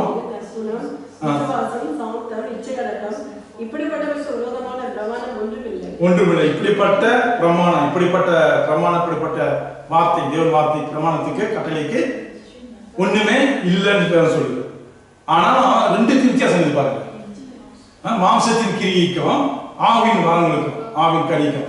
ஆவின் வரங்கள் நம்ம ஒரு முறை செய்வோம், மறுமுறை செய்ய முடியாது. இப்ப ரெண்டாவது கனி, இந்த கனி, ஆவின் கனி என்னன்னா உண்மையிலே ஆண்டவர் இயேசு இருக்கு நமக்குள்ள கிறிஸ்து இருந்தா தான் இப்படிப்பட்ட கனி கண்டிப்பா வெளிப்படும். எல்லா வகையிலும் அங்க சொல்லப்படுகிற வார்த்தை நம்ம கீழ்ப்படிஞ்சு கண்டிப்பா நடக்கணும்னு சொன்னா மனுஷனால முடியாது. மனுஷன் எது முடியாது சொல்லப்படுகிறது, அது முடியும். அதுக்கு கோவப்படுவோம், பொறாமப்படுவோம், சரி இதெல்லாம் வரும் இல்லையா? இது எல்லாமே வருத்து சூழ்நிலை. ஆனா கீழே சொல்லப்படுற கனி நமக்குள்ள கிரியை செய்யணும், கிரியை நடக்கணும்னா கண்டிப்பா கிறிஸ்து இருக்கணும். அதான் அடுத்த வருஷம் சொல்லுது, கிறிஸ்துடைய தங்கள் மாம்சத்தையும் அந்த இச்சையும். ஆமா, நமக்கு விருப்பம் என்ன? நமக்கு விருப்பம் இருக்கிறது எல்லாமே சிலுவையில அறையில் இருந்தோம்.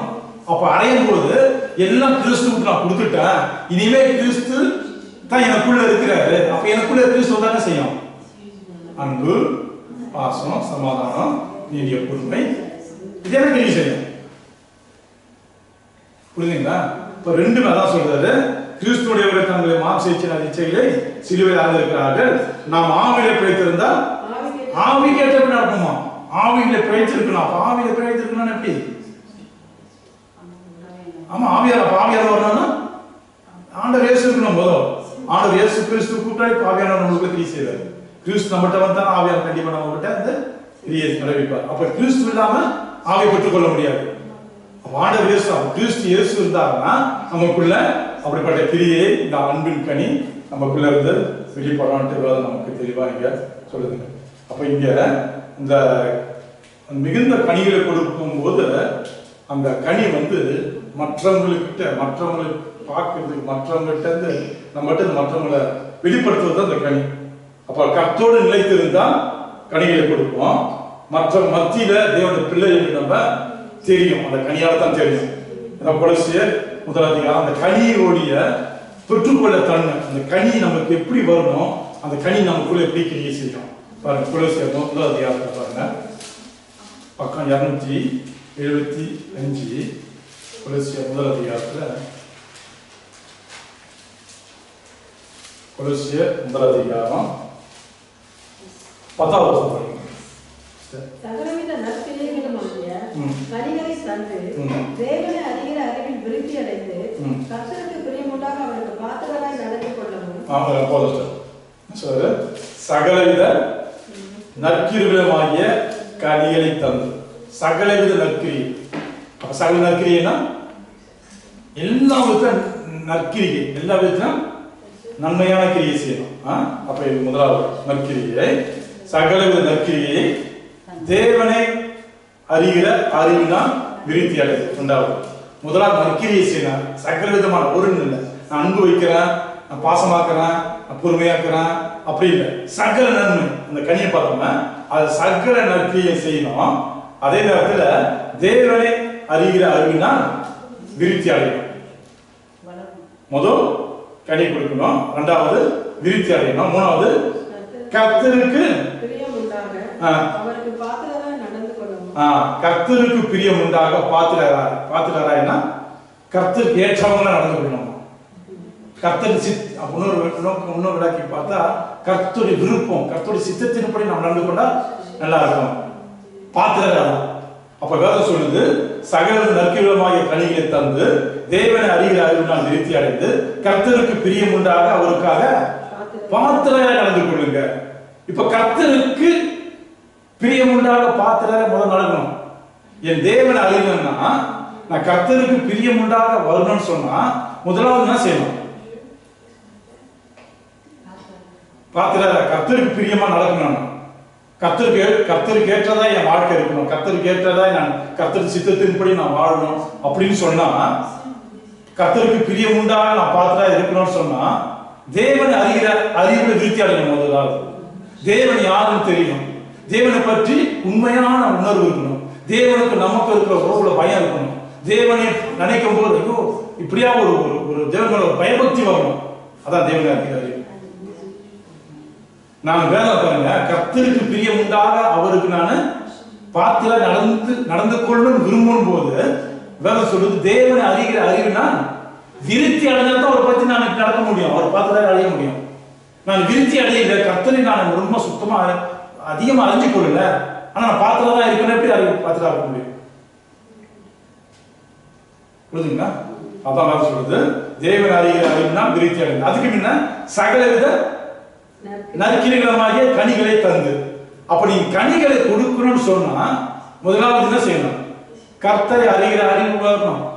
அப்பதான் ஒரு பக்கம் நம்ம கர்த்தருக்கு பாத்திரமா வாழ முடியும், இன்னொரு பக்கம் நம்ம கனிகளை கொடுக்கிறவர்களா மாற முடியும். இல்லைன்னா நம்முடைய மாம்சத்துல வாழ்றோமா தேவனை அறியாதபடி, தேவனுக்குள்ள அதிகமா இருந்தாட்டா தேவனை அறியாத வாழ்னா நம்ம கர்த்தருக்கு பிரியமா செய்ய முடியாது, கர்த்தருக்கு விரோதமான கர்த்தர் நம்மளோட வரும் இல்லையா? வேதம் சொல்லுது சகலவித நற்கிரியமான கனிகளை தந்து தேவனை அறிகிறார் விருத்தி அடைந்து கர்த்தருக்கு பிரியம் உண்டாக அவருக்காக பாத்திரராய் நடந்து கொள்ளுங்கள். அந்த இதோட அடித்தளமே மேல சொல்லுவாங்க வசனம். 3வது வசனத்துல நீங்கள் எல்லா ஞானத்தோடும் ஆவிக்குரிய விவேகத்தோடும் அவருடைய சித்தத்தை அறிகிற அறிவினால் நிரப்பப்படவும் இருப்பாங்க. எப்படி? ஆவிக்குரிய விவேகம், நீங்கள் எல்லா ஞானத்தோடு ஆவிக்குரிய விவேகத்தோடு அவருடைய சித்தத்தை அறிகிற அறிவு. அப்போ அவருடைய சித்தத்தை அறிகிறோம்னா முதலாவது தான் வரணும், ஆவிக்குரிய விவேகம் வேணும். தேவனுடைய சித்தம் அறியணும்னா ஆவிக்குரிய விவேகம் வேணும். ஆவிக்குரிய மனுஷனுடைய அறிவு இல்லை, தேவ ஆவியில் நடத்தப்படுற விவேகம் வேணும். அப்படி விவேகம் வந்தா தான் இந்த மாதிரி செய்ய முடியும், தேவ சித்தத்தை செய்ய முடியும். அதே நேரத்தில் மேல வசனம் சொல்லுது நீங்க எல்லா ஞானத்தோடும். அப்ப கர்த்தரை தேடும் போதுதான் வருது முதலாவது தேவனுக்கு கர்த்தருக்கு பயப்படுறது ஞானத்தின் ஆரம்பம். பார்த்தீங்களா? அப்ப கர்த்தரை தேடும் போது தேவ ஞானம் வரும்போது, தேவ ஆவியில் நிரப்பப்படும் போது ஞானத்தோடு நடக்கும். ஞானத்தோடு நடக்கும் போது வேதம் சொல்லுது நற்கிரியை செய்யணும். நற்கிரியை செய்யும் போது கூட என்ன செய்யுது? கர்த்தருக்கு பிரியம் உண்டாக வாழ்வு.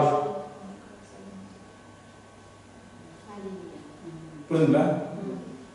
அப்போ சச்சி உள்ள வார்த்தை தேவன் எதிர்பார்க்கிறது என்னன்னா எல்லாத்திலும் நம்ம தேவனுக்கு கனி கொடுக்கிறவங்களா இருக்கும். அதுதான் இல்லையா? எல்லா விதத்திலும் பாருங்க நம்ம எல்லாமே செய்யலாம், எல்லாமே செய்யலாம், எல்லாமே நம்மகிட்ட இருக்கலாம். அப்போ உலகம் அப்படி பார்க்கலாம். நீங்க நம்ம ஃபுல்லா நிரம்பிக்கிறது என்ன நினைப்போம்? என்ன நினைப்போம்? ஆண்டவர் கன்சல்ட் பயங்கரமான ஜனங்க, ரைட்? அப்படிதான் நினைப்போம், உலகம் அப்படித்தான் நினைப்போம். ஆனா கர்த்தர் பார்க்க மாட்டோம். அந்த ஊழியரான பரலோகத்துக்கு போவாரான்னு கஷ்டம். என்ன சொல்ற? நீங்க நினைக்கிறீங்க எந்த ஆத்மா தனிமையில கர்த்தரை தொடுது அதான் பரலோகத்துக்கு போவோம். சபை உங்களுக்கு டியூஷன் ஏரியா, டியூஷன் தெரியுங்களா?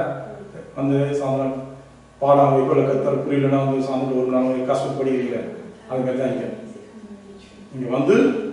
சொல்லித்தரோம். பரலோகராஜ் என்ன, தேவன் யாரு, என்ன செய்யணும், நம்ம எப்படி இருக்கணும், இப்படிலாம் சொல்லி கொடுக்கும்போது என்ன செய்யலாம்?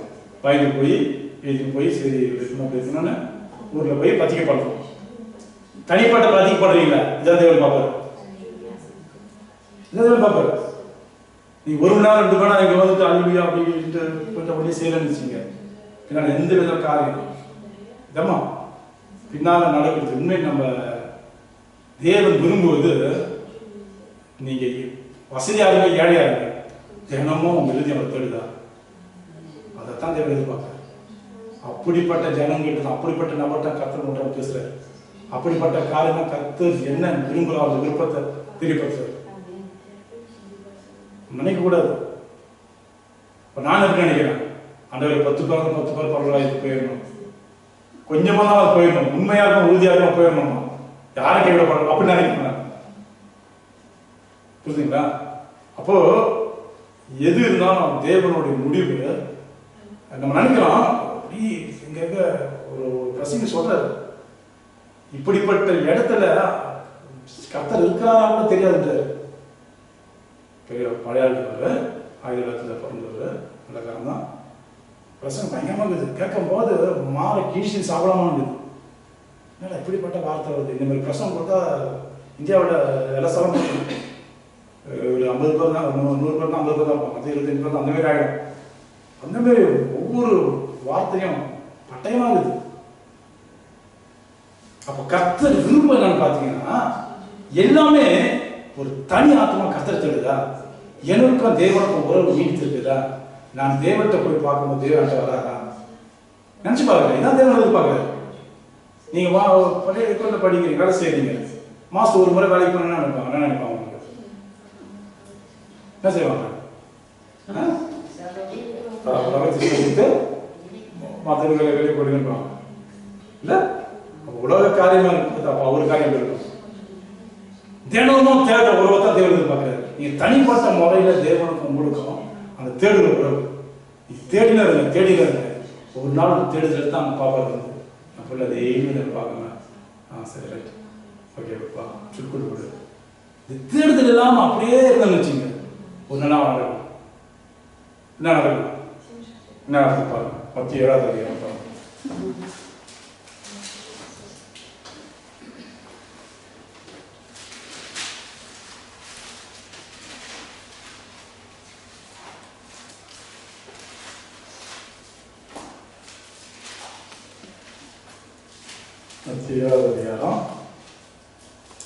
அதிகாரம் 21வது வசனம்.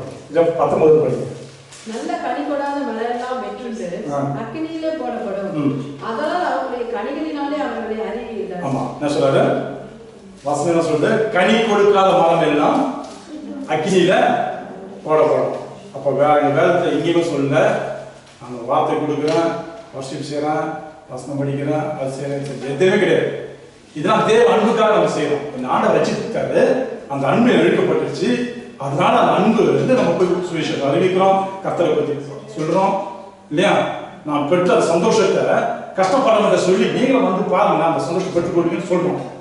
புரியுதுங்களா? அப்போ சபைக்கு வராங்க, அப்போ தேவன் பார்த்து சொல்றோம், கேட்கறாங்க. உண்மையை கேட்கிறவங்க ஆத்மால கர்த்தர் ரட்சிப்பை கொடுக்குறாரு. அந்த வார்த்தை விசுவாசிக்கிற ரட்சிப்பை நிறைவேறுது. அந்த சந்தோஷத்தை பெறுறாங்க, மாற்றம் வருது. மாற்றம் வந்து என்ன செய்யறாங்க? அப்போ நல்லா இருந்துச்சு, திரும்ப அடுத்த வாரம் போவோம், திரும்ப அடுத்த வாரம் அப்படி வராங்க. அதுதான் நம்ம வளரணும் இல்லையா?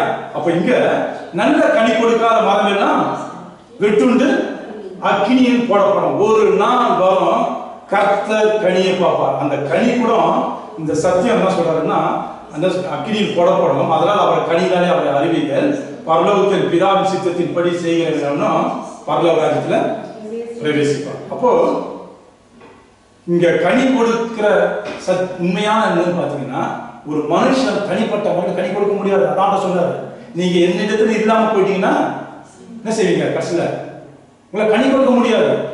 ஆகியால் என்னோட தொடர்ந்து இருங்க, அப்பதான் நீங்க கனி கொடுக்க முடியும். இந்த கனி முடிவு ஒரு நாள் வரும்போது அவருக்கு எனக்கு உறவு என்ன தான் பாப்பாங்க. இது தவிர இது எதுவுமே கத்த பார்க்க மாட்டேன். இது மீதி எல்லாம் நம்ம ஆண்டவர் இயேசு அன்புக்காக ஒவ்வொருவரும் ஒவ்வொரு காரியம் தேவனுக்காக செய்யணும். புரியுதுங்களா? தேவன் அன்பு, நம்ம அன்பு நம்மள வாழ்க்கையை மாற்றினார் இல்ல, அவர் கிட்ட வந்த பிறகு நம்ம எத்தனை நன்மை பெற்றோம் கத்துக்கிட்ட. அதை நினைக்கும் போது உண்மையில நினைச்சு பாருங்களேன். அப்ப அந்த நன்மை பெறும்போது ஆண்டவரே இது எப்படி வந்துச்சு? நான் கஷ்டமா இருக்கும் போது, என் சூழ்நிலை கலங்கி நிற்கும் போது, என்னால முடியாத போது நான் காலையில எனக்கு அப்பா அப்பான்னு கத்துனானே, அதை பார்த்தேன். ஆண்டவரே என்னால முடியலப்பா, எனக்கு உதவி செய்ய கேட்டேன், அதை பார்த்தேன். இப்ப இதெல்லாம் எனக்கு உறுதி எப்படி இருக்குது? என் வாழ்க்கை நான் திரும்பி பார்க்கிறேன், எனக்கு இது கூட செஞ்சாரு என் தேவன். நான் என்ன செய்யணும்? என்ன செய்யணும்? ஏன் அன்பு குறிச்சு சொல்லலாம். கஷ்டப்படுறீங்க, நீங்க வந்து பாருங்க, என் வாழ்க்கையை செஞ்சாரு, கண்டிப்பா விசுவாசத்தோட வாங்க. இதைத்தான் நம்ம செய்யணும். அப்ப இங்க வந்த உடனே அந்த அன்பு குறித்து சொல்றோம். கேட்கிற ஜனங்க விசுவாசிக்கிறாங்க, ஆண்டவர் அவங்க வாழ்க்கையும் கிரியை செய்யறாரு. இதுதான் அப்ப வேதம் சொல்லுது, அந்த அன்பு, அந்த தொடர்பு இருக்குது இல்ல. கனி கொடுக்காத மரம் எதுவும் அது என்ன செய்யறாரு? விட்டுண்டு அக்கின போடுறாரு. அப்படின்ட்டு பரவராயத்தில் இருக்கிற 21 வசனம். 21 பரலோகத்தில் இருக்கிற என் பிதாவின் சித்தத்தின்படி செய்கிறவனே பரலோக ராஜ்யத்தில் பிரவேசிப்பானே அல்லாமல் என்னை நோக்கி கர்த்தாவே கர்த்தாவே என்று சொல்கிறவன் அதில் பிரவேசிப்பதில்லை. என்னை நோக்கி கர்த்தாவே கர்த்தாவே யார் கூப்பிடுவோம்? கர்த்தாவே கர்த்தர் யார் கூப்பிடுவோம்? கர்த்தர் யாரையும் தான் போட முடியும். வெளில போகிற ஆளர் போய் என்ன சொல்லுவோம்? அவங்க கடவுள்கிட்ட போனோம், அவனை சொல்லுவான் ஏற்கனவே வேற வழியில் இருந்தாங்க, ஆமாங்க இவங்க அவங்க பேர் சொல்லுவாங்கல்ல. இப்போ கர்த்தாவை யார் சொல்ல முடியும்? நம்ம தான் சொல்ல முடியும். அப்போ யார் சொல்லாதீங்க? கர்த்தாவை கர்த்தா ஆண்டவர் இயேசு அவங்க தான் சொல்றாதீங்க, கர்த்தாவே கர்த்தாவே. அவருக்கு என்ன பதில் சொல்ல போறாங்க சொல்லுங்க. அந்நாளில் அநேகர் என்னை நோக்கி கர்த்தாவே கர்த்தாவே உமது நாமத்தினாலே தீர்க்க தரிசனம் உமது நாமத்தினாலே பிசாசுகளை துரத்தினோம் அல்லவா, உமது நாமத்தினாலே அநேக அற்புதங்களை செய்தோம் அல்லவா என்பார்கள். அல்லவா அல்லவா அல்லவான்னு அர்த்தம் சொல்றாரு. செஞ்சதானே செய்து நீதான் இடம் கொடுத்தீங்க. அப்ப உங்க நாமம் இல்லாம நான் அதை கொடுத்துனேன், உங்க இல்லாம நான் அர்த்தம் செஞ்சேன், அல்லவா அல்லவா அப்படி பார்த்தானே இருந்தீங்க சொல்றாரு. இங்க சொல்றாரு, நானே மாம்சத்தை தோற்றா போயிருக்காரு. உங்க நாமத்துல பிசாசை தோற்றுறோம், உங்க நாமத்தை திவ்யதர்சனம், உங்க நாமத்துல அற்புதம் செஞ்சோம். இதெல்லாம் செய்ய வைக்கிறது யாரு? நீங்க தான். அப்ப அல்லவா தான் அர்த்தம். நீங்க கூட தானே இருந்தீங்க. இப்ப நான் கத்தாவை தெரியலன்றீங்க. புரியுதுங்களா? ஏன் அவர் சொல்றாரு அந்த இடத்துல? கனி இல்ல அவர்கிட்ட இருக்க போது, அவர் கேட்கும் போது கர்த்தர் செஞ்சார். உண்மைதான். ஆனா இங்க வந்து கர்த்தாவை சொல்றாரு. சொல்லிட்டு படிங்க. அப்பொழுது நான் ஒருநாளும் உங்களை அறியவில்லை, அக்கிரம செய்கைக்காரரே என்னை விட்டு அகன்று போங்கள் என்று அவர்களுக்கு சொல்லுவேன். ஆமா, அப்ப அக்கிரம செய்கைக்காரரே அகன்று போவாங்க. ஆமாண்டா, உங்க நாமத்தை தான் நான் கொடுத்துட்டேன், நல்லா போச்சு. இப்ப என்ன பார்த்து நீ அக்கிரமக்காரன்றீங்க? உனதான் பார்த்து சொல்றேன். ஏன் பார்த்து சொல்றேன்? நீ தொடுத்துன, ஆனா உன்கிட்ட கனி இல்ல. நீ தொடுத்துன, ஆனா உன்கிட்ட இல்ல ரொம்ப நேசிக்க அன்பு இல்ல. அதான் சொல்றேன். புரிஞ்சுங்களா? அதான் அப்போ ஆண்டவர் விரும்புவது என்னன்னு பார்த்தீங்கன்னா கனி. அந்த கனியில நீங்க அப்படி இப்படி எல்லாம் வச்சு தேடிக்காதீங்க. ஒரே ஒரு கனி, கிறிஸ்து இயேசுவை முழுமையா தினமா நீங்க அவர் தேடும்போது கனிகள் நம்மளுக்கு.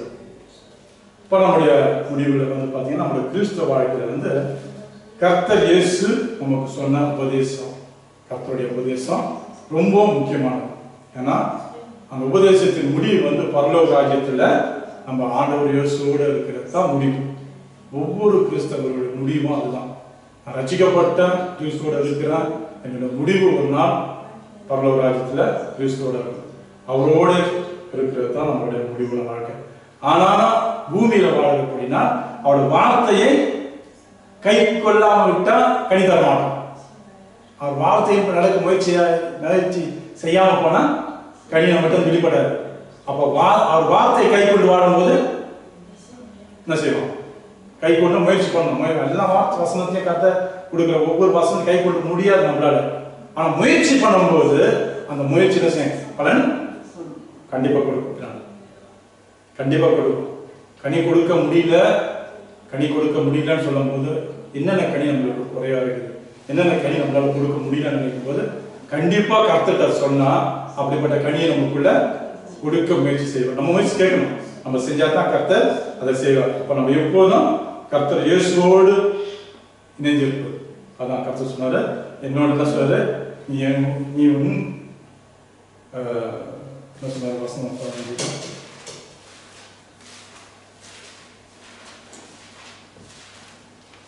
நீ என்னை நிலைத்திருங்கள், நான் உங்களை நிலைத்திருப்பேன். கொடியாளர் திராட்சை நிலைத்தராவிட்டால் தானாய் கனி கொடுக்க மாட்டது போல நீங்கள் என்னில் நிலைத்தராவிட்டால் கனி கொடுக்க மாட்டீங்க. நான் எப்போதும் கர்த்தர் இயேசுவோடு இணைந்திருக்கிற ஒரு வாழ்க்கை. அப்பதான் அதை நிலைத்திருக்கும் போது நம்ம கனி கொடுக்க முடியும். இல்லைன்னா நம்ம பிதாவாகிய தேவன் என்ன செய்வாரு, கனி கொடுக்க எதிர்பார்ப்பார். கனி கொடுக்கலன்னு பார்த்து ஒரு நாள் விட்டுண்டு அக்கினியில போடப்படும். 6ஆம் வசனம் சொல்லுது, ஒருவன் எண்ணெய் நிலைத்தாகிவிட்டால் வெளியே எரிவுண்டு கொடியை போல அவன் எரிவுண்டு உலர்ந்து போவான். அப்படிப்பட்டவைகளை சேர்த்து அக்கினியில போடுகிறார்கள், அவைகள் எரிந்து போயிடும். தீர்ப்பு கடைசியில். இப்போ அப்படியே ஒரு நினைச்சு பாருங்க, சபையில் இருக்கிறோம், ஒரே வார்த்தையை கேட்கிறோம், வசனத்தை கேட்கிறோம், ஜபம் பண்றோம், எல்லாமே செய்யறோம். சில இடத்துல கனி இல்லாம இருக்குது, சில இடத்துல கனி இருக்குது. வித்தியாசம் பார்த்தீங்கன்னா ஒரே இடம், ஒரே மழை பெய்யுது, ஒரு இடத்துல பூமியில கனி கொடுக்குது, அதே பக்கத்துல முள் செடி முனை இடத்துல பார்த்தோம். ஏன் பூமியோடைய அந்த சுத்தமான தன்மை இல்லை. அந்த பூமி அடியில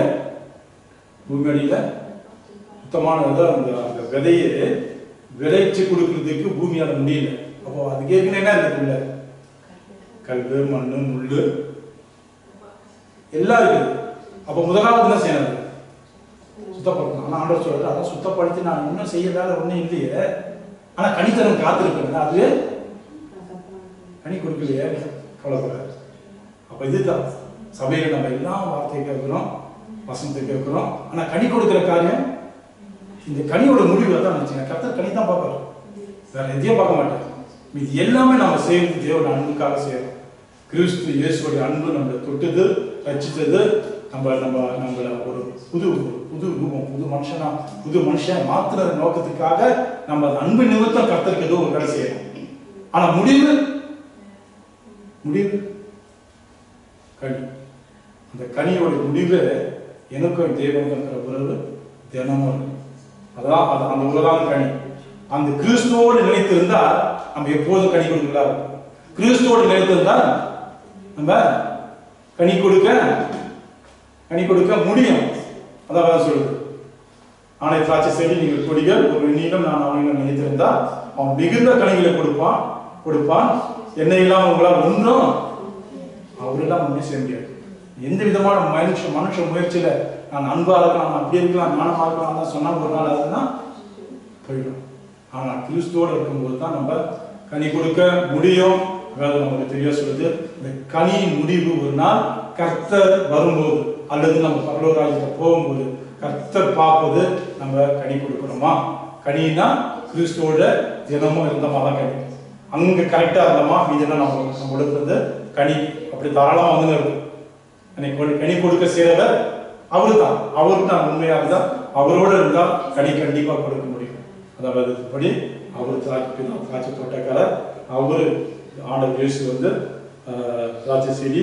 அங்க வந்து நம்மளை கரெக்டா கர்த்தர் எந்த நிலத்துல நட்டு இருக்கிறா அதை நம்ம வந்து கனி கொடுக்கிறானா இருந்தால் தான் முடிவில் கர்த்தரோட நம்ம இருக்க முடியும். அல்லேலூயா.